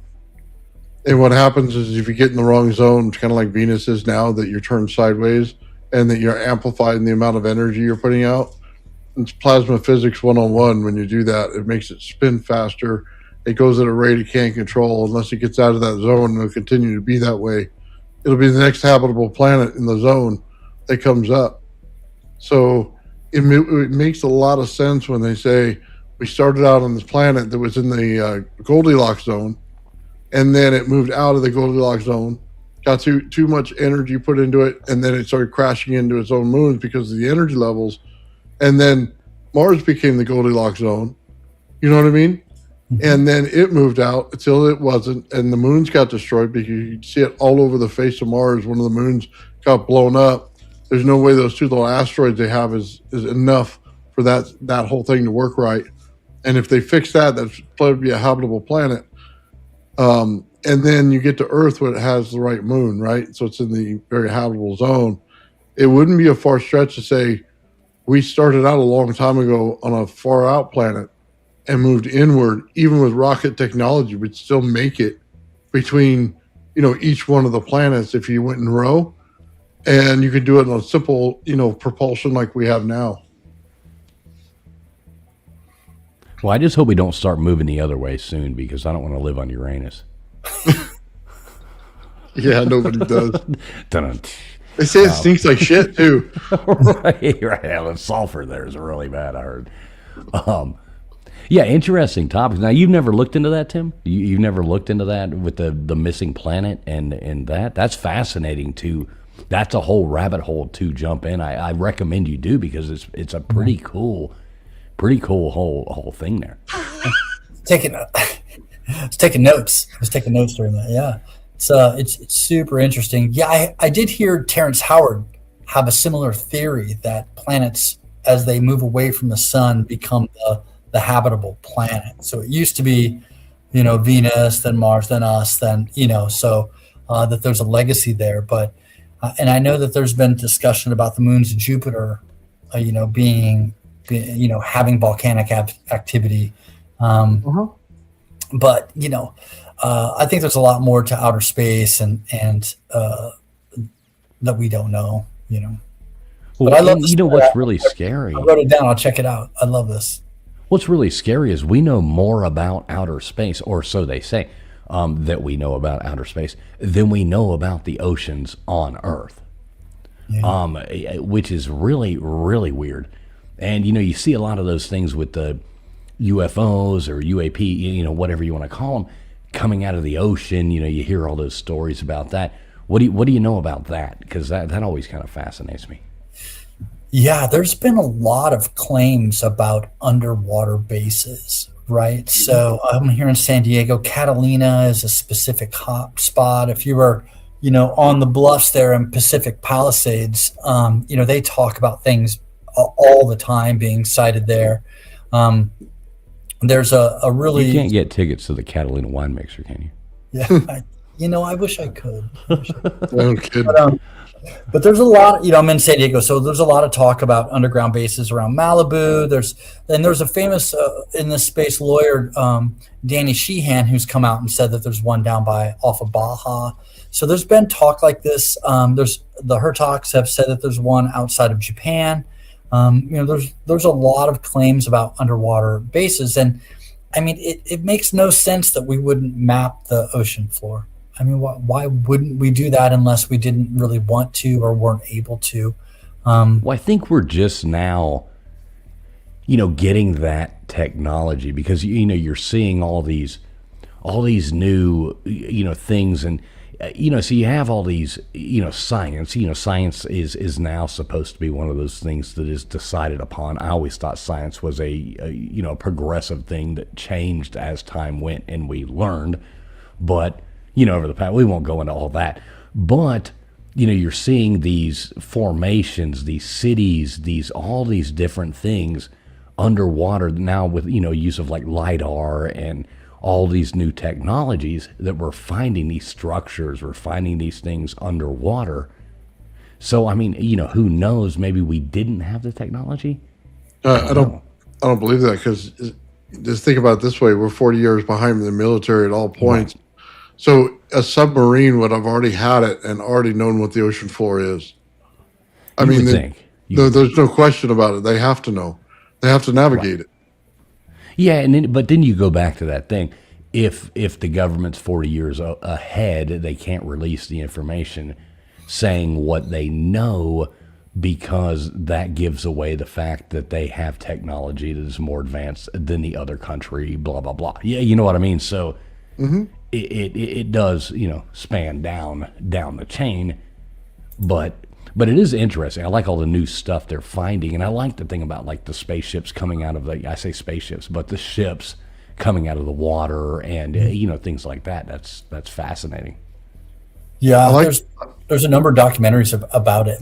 My favorite sleeper UFO movie, or one of them, is Wakanda Forever, because it literally talks about a race of super beings that live on the earth among us, that have their own agenda, doing their own thing, and it's really. It was called what now?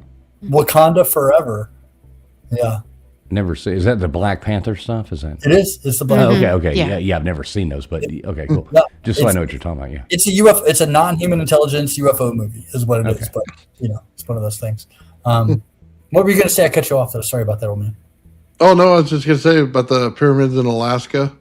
You know what I mean, being hidden, stuff like that, throughout the world. China, that there's hundreds of pyramids in China. They look like mountains. And they said that most of them, by the way, if you went to Mexico and you saw one of their pyramids, it would look like a mountain until they uncovered it, and it actually turned into be a pyramid. So they're saying don't discount these structures all around the world. You know what I mean? Because I'll tell you a little bit of information. It's basically a high voltage capacitor is what it is. When you put it all together and you understand the material science of it, it has to do with telluric currents in the ground and growing, massive amount of crops and things like that.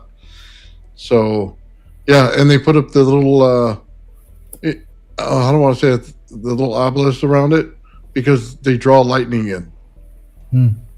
So, yeah, you draw it in, you put it in capacitance, and then it slowly goes out, and you can actually make fertilizer from the Great Pyramids. I don't know if you knew that. For the structures, the way that they're built and everything like that, and that's one of the biggest things. So, anyway, it just... But it goes to UFO culture and stuff like that, too. You know what I mean? If you actually understood it. I've heard that theory that it's a power generator. I think that's plausible. Here's some. Thank you, Mr. Producer. Mr. Producer works hard in the back. Big shout out, everybody in the chat. Make sure you do thank Mr. Producer. He's working hard in the background here, putting up these clips as we're talking about them. So we don't want to let him go unthanked. Thank you, Mr. Producer. Yeah, he's throwing up these images while we're talking. That's how fast he is. That's why I pay him the big bucks. Nice. Yeah, he's about to send me a text, cuss me out. But yeah, the pyramids, they fascinate me. I really want to take a trip to Egypt. I keep trying to put one together with people, but most people are scared to go. Yeah, it's a region. Yeah. I know. See, everybody says yeah. Would you go? Would you go to 100%. Egypt, Tim? Yeah, I would go. I just tell everybody I'm Canadian. I'm just kidding. So now you like the Canadians. I heard your Canadian comment earlier. Canada. I would actually never do that, but I'm just kidding. We'll just have to bribe him with some tacos and get some tours. Right, exactly. I would love to go to Egypt. I'm going to plug the Hertogs again. They're Egyptologists. Back in the 70s, they actually remote viewed and helped locate the tomb of Osiris. Oh, wow. Using remote viewing, yes. So I agree with you. And those images, I love that he's putting up these images while we're talking. But the new LiDAR that's coming out and ground penetrating radar that shows the superstructure below the pyramids, I think is just really fascinating. Do you see the labyrinth? And the labyrinth too. Yeah. Jay Anderson, there's a bunch of people that are on that. Yeah. That are really, breaking that old guard. There's a infrastructure here that is built to protect these secrets, and anybody who asks questions is shot down. Pseudoscience. Right. They come out and it's like, well, wait a minute. I mean, like I said before, science is supposed to be a constantly evolving thing. You learn. There's nothing wrong with going back and saying, you know what, that stuff we found in 1872 that was uncovered is not the first thing that we're going to find. I mean, when they found the Sphinx and the pyramids, like I've been to, Borobudur Temple. They didn't find that. That's one of the most fascinating things I've ever seen in the middle of nowhere in a jungle in Java, Indonesia. Second largest religious, thing in the world, built in, like 500 AD or something like that is when they say it was built. They didn't even know that was there till like the early 1900s, mid 1900s. They didn't even know it was there. And it's one of the most fascinating, enormous things I've ever seen in my life. And it's like, they just found more in South America. I don't want to say outside of Brazil, something like that. You got the Nazca lines. I mean, they didn't even know about those until the 1940s, until somebody flew a plane over it and went, holy shit, what are all these, huge spiders and all these lines and stuff like that? And now they act like, nope, can't find anything new. Yeah, you know what I mean? It's like, well, why not? Yeah, they're breaking down these old paradigms, and it really is the information age. I mean, it's a double-edged sword. There's just as much misinformation as information, but the access to information, the number of researchers that are going out and doing their own research and looking into things and getting a YouTube channel and a platform and building an audience is it's incredible. It's really a revolution. So would you say you more try to put out all the information and let the viewer decide what they want to believe? Is that kind of how you present that? Yeah, I mean, the service that we're providing to the community is really a place where you can look at information that has been vetted by a human expert. It has been put through a speculation labels. It's been put through a taxonomy, from verified down to hoax with misinformation and legend and folklore, all in between, so that you can look at the individual claims and decide for yourself. But really, we're evidence-based. We want, sensor data. We want documents. We want eyewitnesses. We want materials. If we have that type of evidence, then we can say that it's a verified claim. So it's really that type of service to help discern, because you started right off, what about Lou? What about Greer?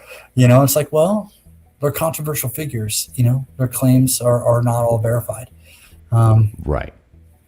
And that's the service, because if you go on X or if you go anywhere else, if you try to use, ChatGPT on your own or something like that, it's going to be really difficult to understand.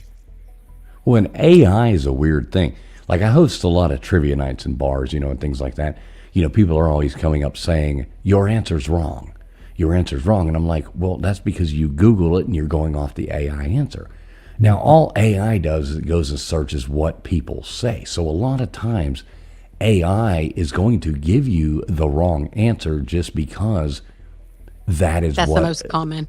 That is the most, exactly. That is what somebody else has said, somebody bigger on a platform or something like that. It doesn't necessarily mean it's real. It's like I had a trivia question the other night. Scary. And it was like alphabetically, who is the last president, or, who is the last president alphabetically. Well, I typed that into my thing, and wording things different make a difference. But the way I typed it in, it said Donald Trump. And it was like, no, that's not, that's not at all true. I don't know why it said that, but that's what the answer AI gave. I watched people turn into answer of Donald Trump. Then I told them to get the hell off your phones and quit cheating. You know what I mean? I'm like, you morons. I love that. I think that's awesome. awesome. Know what I mean? Like, I'm going to ask that question just because you typed it in the way I worded it, and it said Donald Trump. Trump is not the last alphabetical president, by surname. So AI is not a thing to be trusted, and I hate when people go off of that. Yeah. So what we've done, and we're using AI. Look at the website name, right? So what we've done is we've created a content generator that is that generates content based on specific prompts, and we've created a specific agent that is pointed to sources other than like Wikipedia and some of the sources that typically pop up, right? And then we have another agent that we put the content through for fact checking, and it gives us a score. So we know from there, has it been fact checked? Is all this? And what we mean by fact checked is there a validated source, or is this an unvalidated claim? Is what we're saying truthful, or did AI make it up? Those basic sort of checks, right? And then we have, again, our community, and we have folks go through who are experts who, have spent a lot of time in the UFO space, and they look through and make sure that we're not missing anything, or if there's anything in there that needs to be added. Once we go through that process, we have an editing agent that edits the content, and then we have an editor. And I can tell you my editor that I have, I have a corporate research background. He has a background of publishing encyclopedias. So he's very particular about the way that he sources, like if we include a map, or if we point to a particular video, or if we have an image, all of these things have to be in a particular way to meet editorial standards. So, and those standards are all published on the site. So, AI is a fantastic tool and force multiplier, but you have to be very careful with that type of content because it can be completely made up. Do you have a woo section? A woo section. Woo. Woo woo. Is it woo Woo woo? is okay. Woo is I don't have. I mean, there's not a lot out there that's woo to me, right? Not only am I in San I'm Diego. still confused about this woo thing. Even though you explained it, I'm still Well, confused. like an editor could throw it out, but in the woo community, they're like, well, that's real. So that's why I wonder. Right. Yeah, I mean, the real thing is such a funny kind of benchmark, right? Because again, it goes back to what can you validate, what can you verify? You know, if it can't yet be verified, then it's not. We hope that it is. There's cases out there that I wish had better verifiable information. We know it exists. It's just not in the public domain where we can point to it.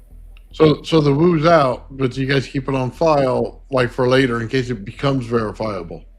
Yeah, and you guys have gotten the woo out of me because most of it lives inside my head. I don't put it into the encyclopedia, but like you keep asking me my personal beliefs, so then you get into I'm in the woo. I mean, Well, I was asking about the encyclopedia part, like, because there's got to be a section where you go, it's not good enough yet, but in possibility in the future, it could come back. we say that. Become We say that. that a lot. Yeah. Well, there's actually a section that we have. What could make this case verifiable? What's needed next? That kind of thing. There you go. Yeah. Hey, can I show you guys something really funny because you mentioned something? If it's funny, I want to see it. Yes, definitely. Well, I know you can't really see. This is Hold it closer. Hold it closer to the camera. closer. It Oh disappeared. no. Uh, Yeah. I'm gonna hold Put it in on. front of your face. Oh, yeah, Yeah. there you go. Yeah. This is my UFO trivia game. Oh Oh, man. I like it. It's a UFO disclosure game. So we have about 500 questions that I wrote in here. There's, it's Oh, nice. gameplay. Oh. Yeah. So Yeah, it's, there's the glare. Yeah. yeah, there's like a little. Hold on. There's like what is it? It's a file cabinet. All the cards are So you made this. like little files. Yeah, we're doing our Kickstarter. As soon as I can get through Dude, this that's this awesome. conference. So this game is coming out. We're going to do a Kickstarter probably in February. So you'll see more about this too.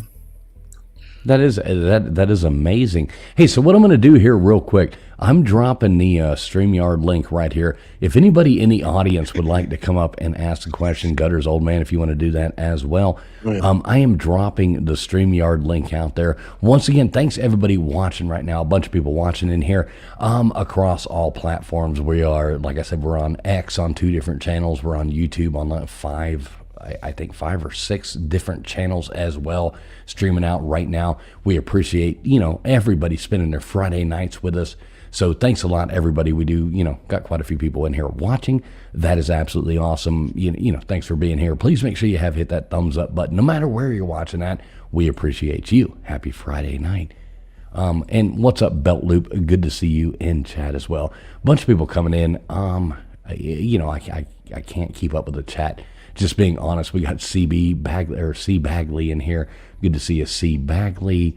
We've got there's been a whole lot of people. We got Jesse coming in here, working in the ER. Says hi, TF and chat in the ER, but listening in, working in the ER. She works there, not there, so we don't have to pray for her or anything. But yeah, thanks a lot, everybody, for being here. So I did just drop the link there.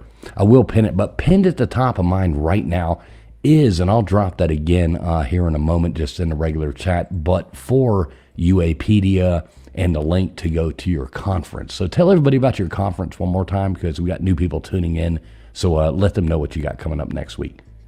Yeah, absolutely. Next Sunday, January 25th from 10 a.m. to 2 p.m., we're hosting a free online conference called UAPCon. You can go to uapcon.com and register for free. You'll get the link beforehand and you can join. So this conference is really,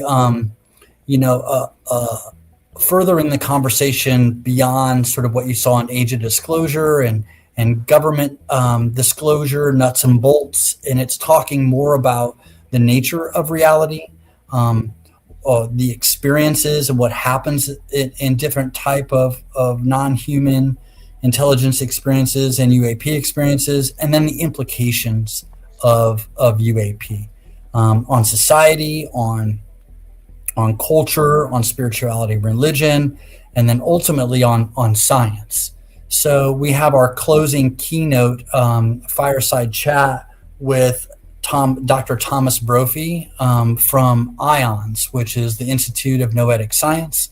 Dr. IONS was started by the sixth man to walk on the moon, which is a trivia question in my game here. Anyone know who the sixth man to walk on the moon was? Oh, no. God, who is that? I wouldn't even Started know. IONS, the Institute of Noetic Science here in Encinitas, California. Who is it? Who is Edgar Mitchell. So Edgar Mitchell had really some supernatural experience and was completely obsessed with the noetic sciences, which is work by Dean Radin. If you know Dean Radin, Lynn McTaggart, these are where people meditate for a certain outcome and it happens. So this is crops, it could be crime, all types of things. IONS was just featured in Dan Brown's latest book, The Secret of Secrets. It's at the center of Dan Brown's new book. I was a big Dan Brown fan. So anyway, we're hosting this conference. It's free. Sign up for it. There's a ton of really cool people. Rizwan Virk, who wrote the simulation hypothesis. Paul Hynek, who's J. Allen Hynek's son, who came up with the close encounters, first kind, second, that taxonomy, third kind, and was featured in Close Encounters of the Third Kind by Steven Spielberg. Great movie. Great movie, by the way. Hertalk. We have, oh my gosh, it's the lineup is just incredible. So. Well, that's awesome. Hey, we do have a caller coming on here, so I'm going to go on ahead and bring them up and see what they got for us. Man, welcome in, Dreadly. How you doing tonight? Oh, what's up, man? Nothing, Dreadly. How you doing? Hope everything's going well with you, my friend. So what kind of questions you got here for UAP? Tim. Oh, nothing yet. I've just joined. I have no idea what's going on yet. This is the UFO guy you were talking about last week, right? Right. So we're talking UFOs. What do you think about UFOs, Dreadly? It's possible. Yeah. I don't know. Yeah. What do you think about? Have we been to the moon, Dreadly? Yeah, we've been to the moon. Okay, he's definitely a moontard. Oh my God. We got a lunatard. Lunatards, yeah, we'll call you one of those. I always like the people that come out there, and I always joke, because one of my favorite people are the flat earthers. Flat earthers crack me up, and I like the way they actually have the thing to where they tell people who think the world is round, they call them globetards. And that cracks me up. I think that's one of the funniest things I've ever heard. They actually have a term called globetard to talk about people who think the world is round. Wow. Yeah, pretty crazy. So what do you think? We got the founder of UAPedia up here with us, Dreadly. What do you got for him? Come on, you got to have some kind of cool question. I'm trying to figure out what it is. From what I was listening to, UAPedia AI, I mean, what is it? Because I just joined the stream, so I have no idea. Right, go ahead, Tim. Take it away. Take it away, sir. Some kind of AI generative platform for extraterrestrial stuff. That's right. That's right. It's an encyclopedia for UFO information. Okay. That's right. Trusted source. That's there right. You go. Oh, right. okay. Do you Baker's texting me anyway. Do you like Tim, so when you do your conference, where all are you putting this out at as far as like social media and stuff like that? Because I'll definitely repost it on X and stuff like that for you. Make sure I get it out there. Yeah, my technical guy is I think he's using the same platform, so I guess I better get used to it. But it's going to go out on. We have a YouTube channel. We also have X and Instagram. I think it's going out on a couple of other platforms as well. So it'll be streaming there, and then we're planning on, of course, we'll have probably around almost 4 or 5 hours of content that we're gonna put out on our YouTube site and on our X profile. We're UAPedia _ on X. Well, hey, do this in the private chat. Put your links in the private chat right there. Okay. And we'll drop it into all these channels right here so people can sub up to those. So if you can do that here, here right now, that would be cool. We'll copy paste those and post everything into the live chats going right here, and I'll add it to like the description of the video and stuff like that for people watching later. They'll have the ability to to link up to you. Yeah, I'm trying to find you on the gram, but there's a the gram. I'm not sure. That's UAPedia Okay, underscore. So Dreadly, how's the world holding up for you, sir? It's Under. we're making it. Yeah, there you go. Been thinking about you a lot. I hope you're doing well. So what do you think, Dreadly? Do you believe in UFO? Like outer people coming here seeing us, or do you think people came here before, or not people but aliens, or are we the aliens? What do you think, Dreadly? I don't know. I see a lot of I used to get real big into like the Navy pilots and like Air Force pilots, seeing a lot of stuff, and I used to watch a lot of the documentaries on it. But I don't know. It's a strange topic. Yeah, it's a fun topic. What do you think, old man? Where are you falling on this? On the UFO thing? Yeah, I mean, what do you think? Do you think it's people? Do you think we're being visited now by people who came here way before, or do you think it's new stuff coming in, or do you think it's stuff reemerging that's already been here? Yeah, I see two sides to it. Either we're planet jumping and we don't know it, or we actually got to the point where we got to the civilization got to the point where they can get outside of the Earth itself and the sun's radius. And thinking about it, we're in a vortex. You just have to go the other way in the vortex and you arrive there quicker. So the amount of distance between the planets is irrelevant when the time's less. So it's very easy to get to the next solar system. But is it habitable? Does it have resources at it? You know what I mean? It could be a situation like that where they're on solar system to solar system. So it is interesting to look at it that way. I like both. But then, to be honest with you, a little green man showing up in front of my house with a big UFO would just be totally awesome. Like, I would be like, dude, let's go. Like, what do you need? You want to hear that guy come up Dude, with let's nanu? Yeah, Nano, dude, we're hot rodding the universe at this point, man. If somebody shows up in a UFO, dude, I'm taking the keys. We're going joyriding. We're getting around it. That's hilarious. I love that. That's what's up, bro. Yeah, I like it too. That's funny. Yeah, it's always fun. I don't know if I buy into a lot of, and I've been watching a lot of series and coming with you. Right, there you go. And I've been watching a lot of things about like the rebuild of societies and things like that lately. And there's a lot of fascinating stuff, and I do believe that civilizations have come and gone many times in our past, and we are just now re-earthing them, and finding them, digging deeper, and there is something bigger to our history. Goes way back further than what we know, is my opinion. Well, what do you think, UAP? Do you think like when they created Space Force, do you think it was for a extraterrestrial threat or for space reconnaissance? Yes. Yes, just yes. I love it. Yeah, I think both. Yeah. You think both? Like, so you really think there is an extraterrestrial threat? And I hate to ask you, like, what do you think? I mean, all the time when you stated over and over and over again, hey, I'm making every goddamn thing. But like, yeah, we like to be that's not what I'm personal with about. people. Yeah, you know what I mean. Right. It's fun to be personal. Yeah, I think that it's an interesting concept that. So in Greer's camp, there are only benevolent ETs. In Elizondo's camp, they are a threat, imminent threat.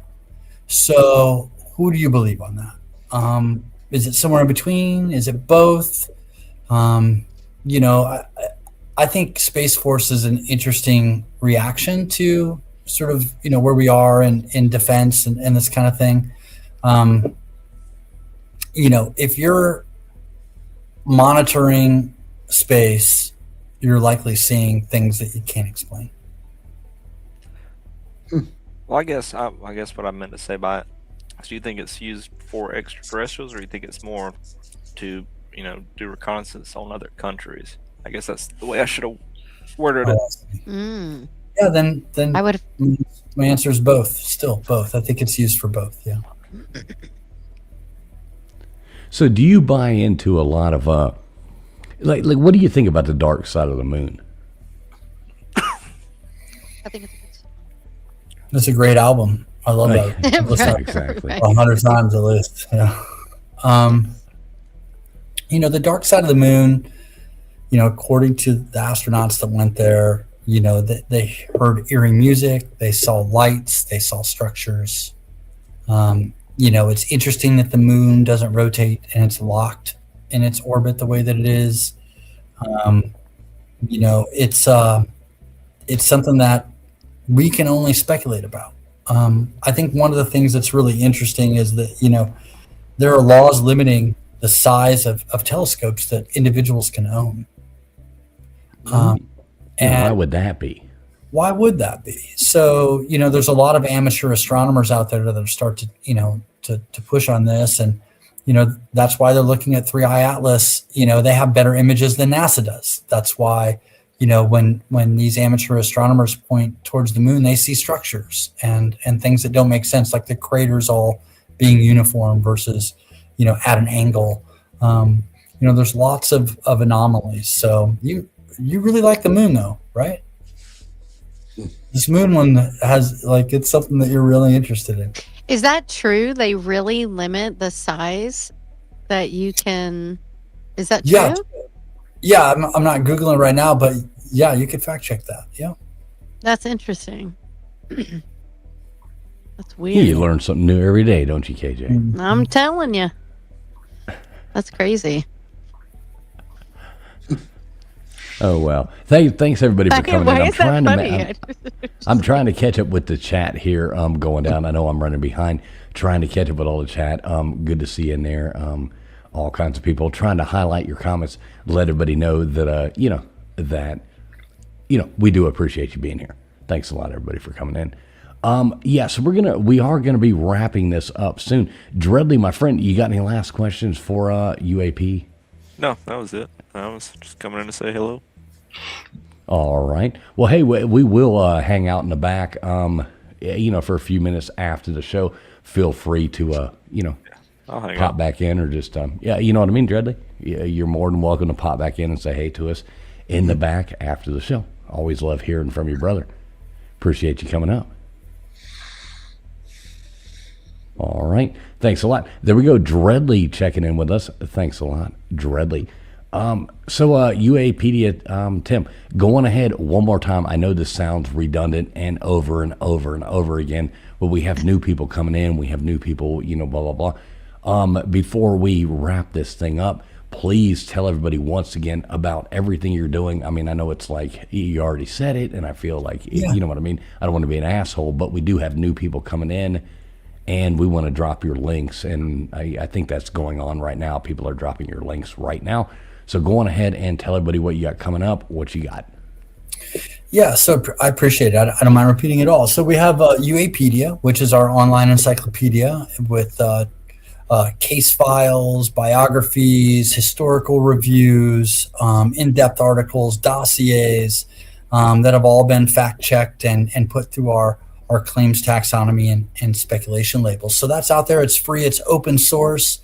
We're still in our beta phase, so you're going to see a lot of improvements come through on the website as we work on this. And then on January 25th, we're hosting UAPCon, which is an online free conference that has a number of different academics. Nearly everybody who's in the conference is a PhD, and they're speaking about the nature of reality. They're speaking about the experiences and what the evidence shows for experiences, and then they're looking at the implications of non-human intelligence and the phenomenon on society, on culture, on spirituality and religion, and ultimately science. So that's coming up. It's all free. It's open source. All you have to do is go to the website and click register, and we'll get you all set up with the link. It's going to be really great. And we're going to host one of these conferences, like these free conferences, once a quarter. And we're hoping to have Old Man on, because that's going to be really cool. You need to get this guy on here. He's a freaking genius, man. He makes me look dumb every time I talk to him. I'll tell you, within the U.S. true. community, there's not very many It's true. people who can speak to plasma physics, and it's a core fundamental part of the UAP lore. Is these things are run in an energy bubble? Okay, Yeah. let's talk about that. What does that actually mean? And so you could really speak to that, and I think it'd be great to have you be a part of that conference when we spin whenever we spin that one up. Right on. Appreciate it. Yeah, I think that would be a good thing.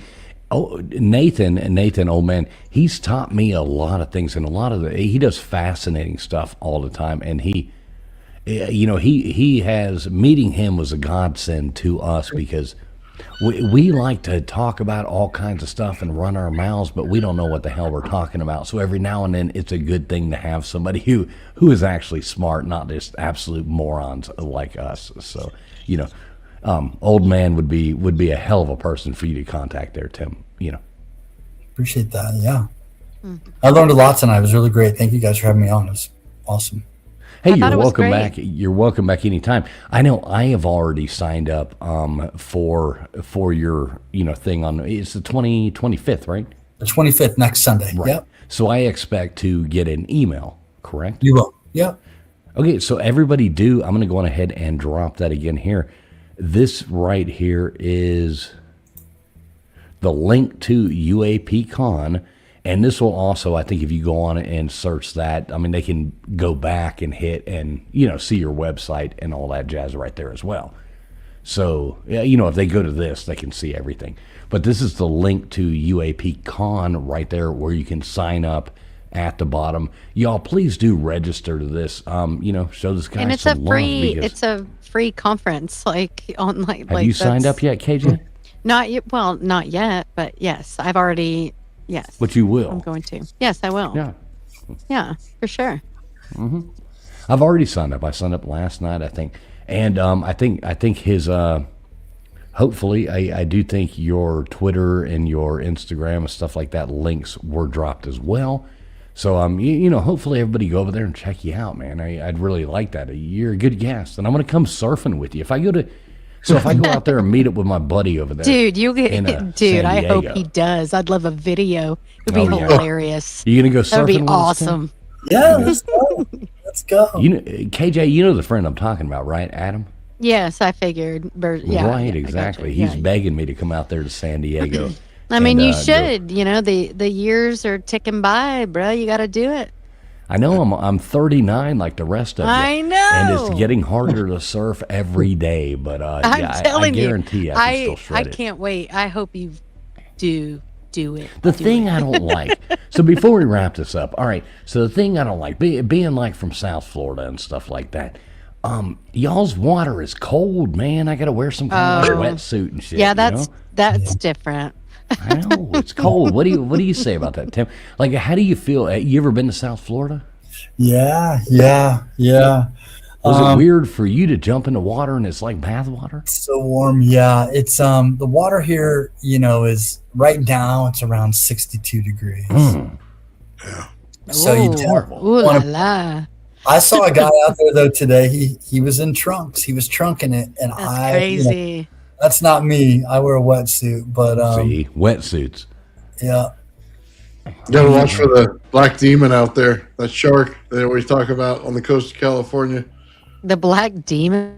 Yikes! I just registered, by the way. So Aw. just saying. Nice. Appreciate it. No, I look forward to that. I think it's going to be fun. I think I'll definitely be tuned in. I'll be checking it out soon. Now, let me ask you this: what platform are you presenting this on? So how is it going? Is it on like a separate, like an OTT kind of platform, or is it going out on you know what I mean? Is it on a YouTube channel, or like where are we watching this? It'll be on YouTube. Yeah, Okay. I know there. You saw me fumble around trying to get my volume correct for this thing, so you're asking me technical questions now.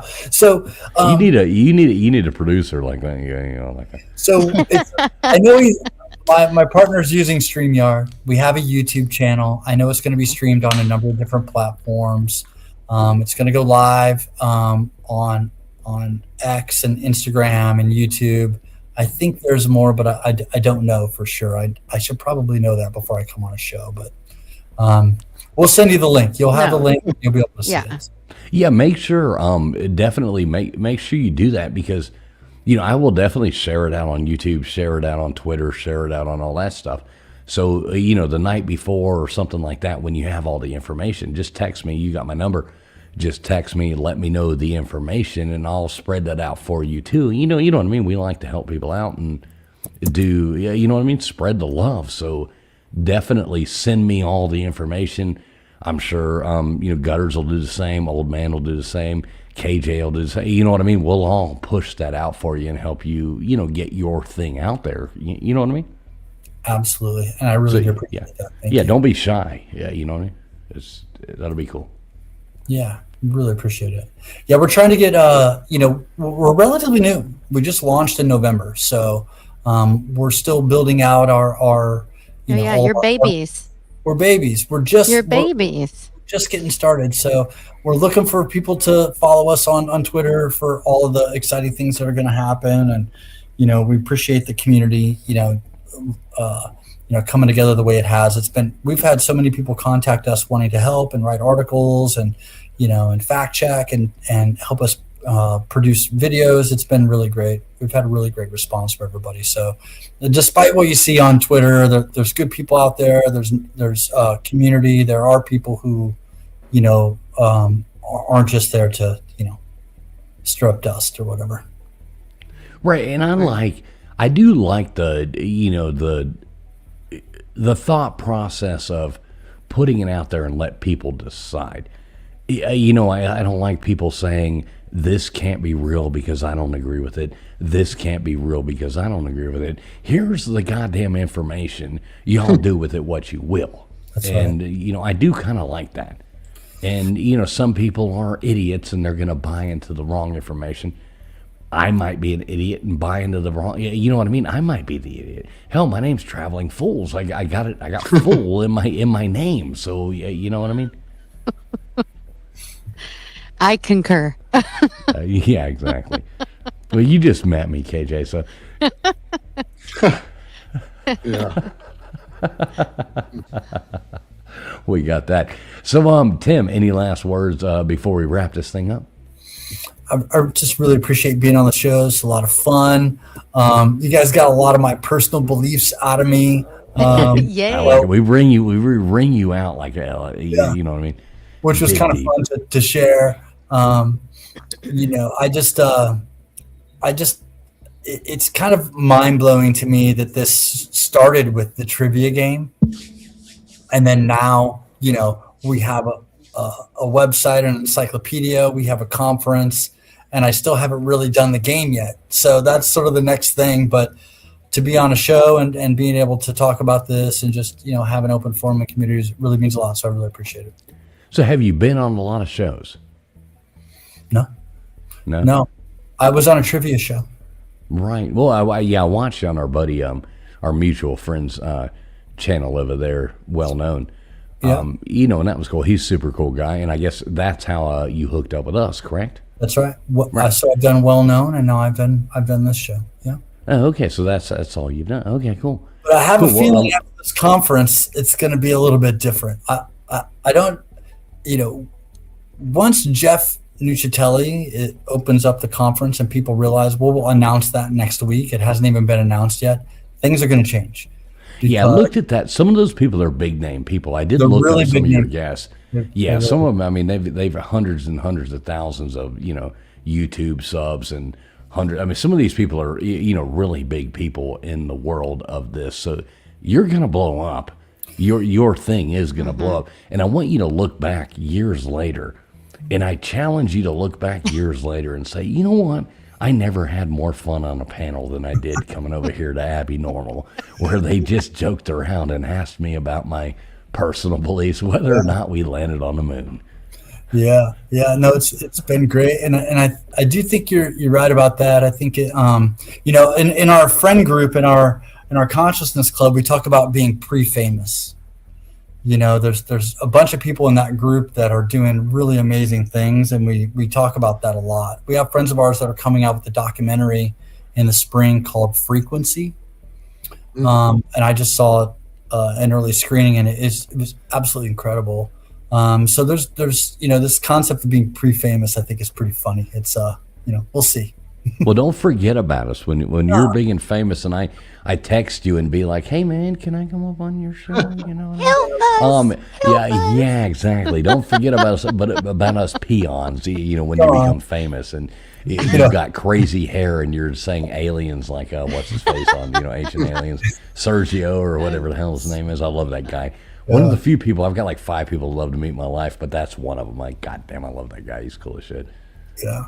You had me sold on the Art Bell thing. I'm just such a huge Art Bell fan. Me too. Yeah.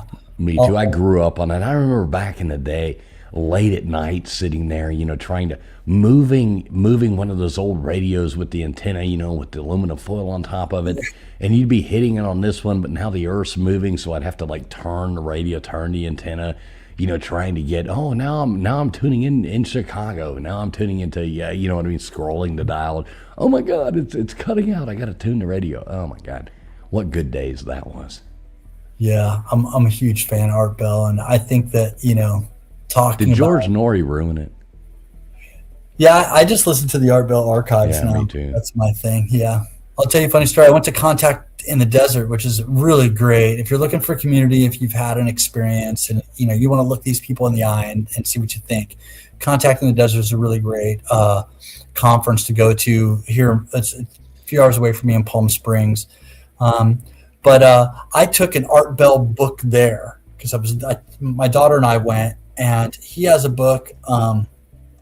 And so I took it there, and it was an icebreaker. I went and talked to all these people, and got their autographs. So like, George Knapp and Jeremy Corbell, just all these guys, all the, Travis Walton was there.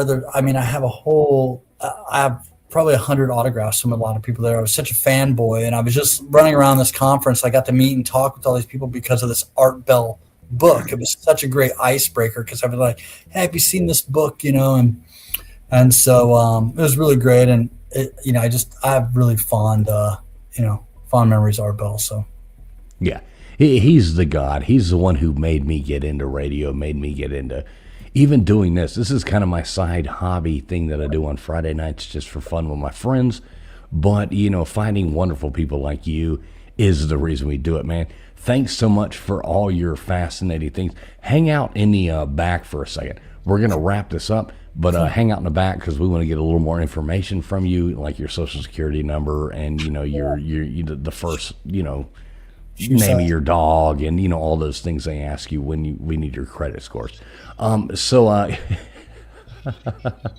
That being said, folks, thanks so much. KJ, any last words for these wonderful people? Y'all, so glad you came out. Thanks so much. Honestly, it's so great to have everyone listening and commenting, and there was so much going on in the chat. I'm interested to chat with everyone about it. But anyway, thanks so much, Tim. It was a lot of fun. Interesting stuff that I'm not used to hearing or talking about. So yeah, that's it. Thanks, guys. There we go. KJ coming in. How about you, Gutters Pub?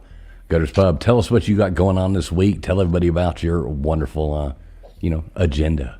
You'll have to come Tuesday night and see what goes on just to figure that out because I still don't know. It's too early in the week, so right. We'll see. Come hang out Tuesday night. All right, Old Man Builds, what you got coming up, brother? I'm going to be working on the Crypto Alchemist, man. We're going to be doing some alchemy and stuff like that. We're going to be breaking down a bunch of materials in water. It's going to be awesome.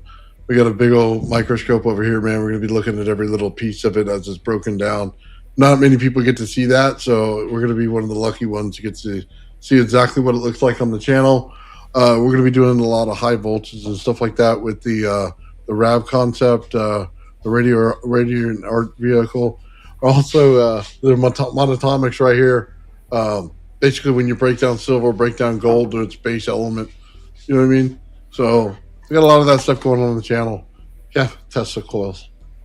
There we go. We got that Tesla coils going in there. You really, Tim, you really got to check out Old Man Bill's. I mean, he demonstrates how Tesla coils work. He runs it from one thing to another, lights up all kinds of stuff. The man's a genius. Tesla coils. Yeah, we always make a joke. He's saying testicles, but yeah, we are talking about Tesla coils, not his I testicles. got a denture. It just comes out wrong. Yeah, right, they do. His testicles do look great. It does well. not. It sounds just fine.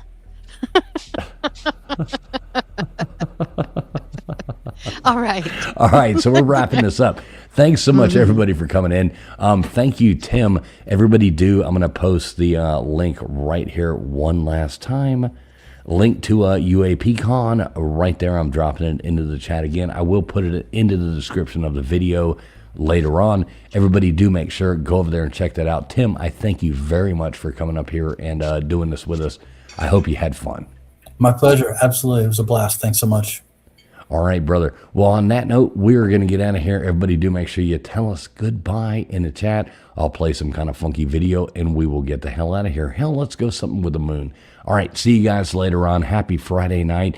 And a little programming update. Please make sure you tune in next week. We do have Tombstones coming on, really sweetheart, coming on with us to talk about her channel, what she's got coming up. Week after, we've got Nathan and Crypto Alchemist going to come on here and show us a whole lot of stuff of the inventions they are coming up with. I guarantee sparks are going to fly. So Tombstones, Crypto Alchemist, and our good friend that came on here before talking movies. We got a conspiracy movie night coming up here very soon. So anybody who does want to get in touch with us, wants to be a guest on our show, please go to www.abbinormal.com and just go in there and contact us. We appreciate everybody.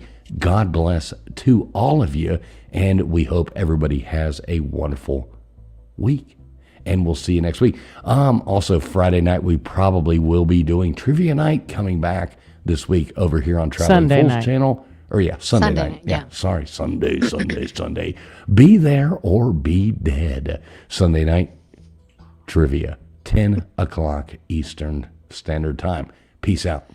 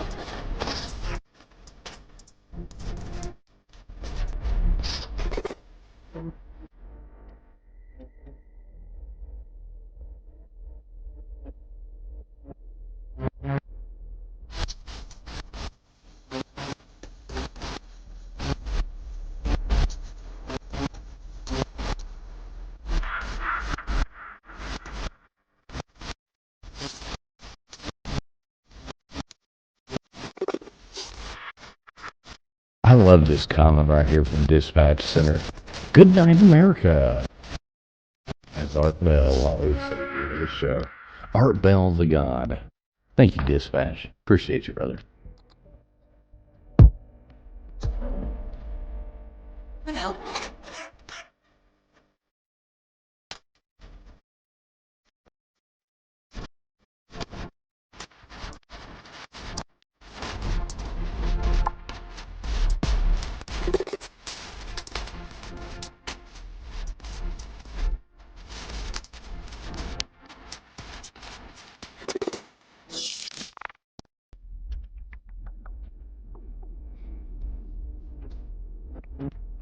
Yeah, PJ, I definitely did see that and I wrote that down. I do appreciate you putting that out there. 'Cause I really do want to go. Come with me, PJ. Come with me. It'll be a lot of fun. But yeah, thanks for putting it out there. I didn't want to ignore that. I did see that. So, yeah, definitely noted. Thank you, PJ. Me too, Big Dog Ball. It's really nice not to be. Yeah, definitely. Love you, Big Dog Ball. Y'all have a great night.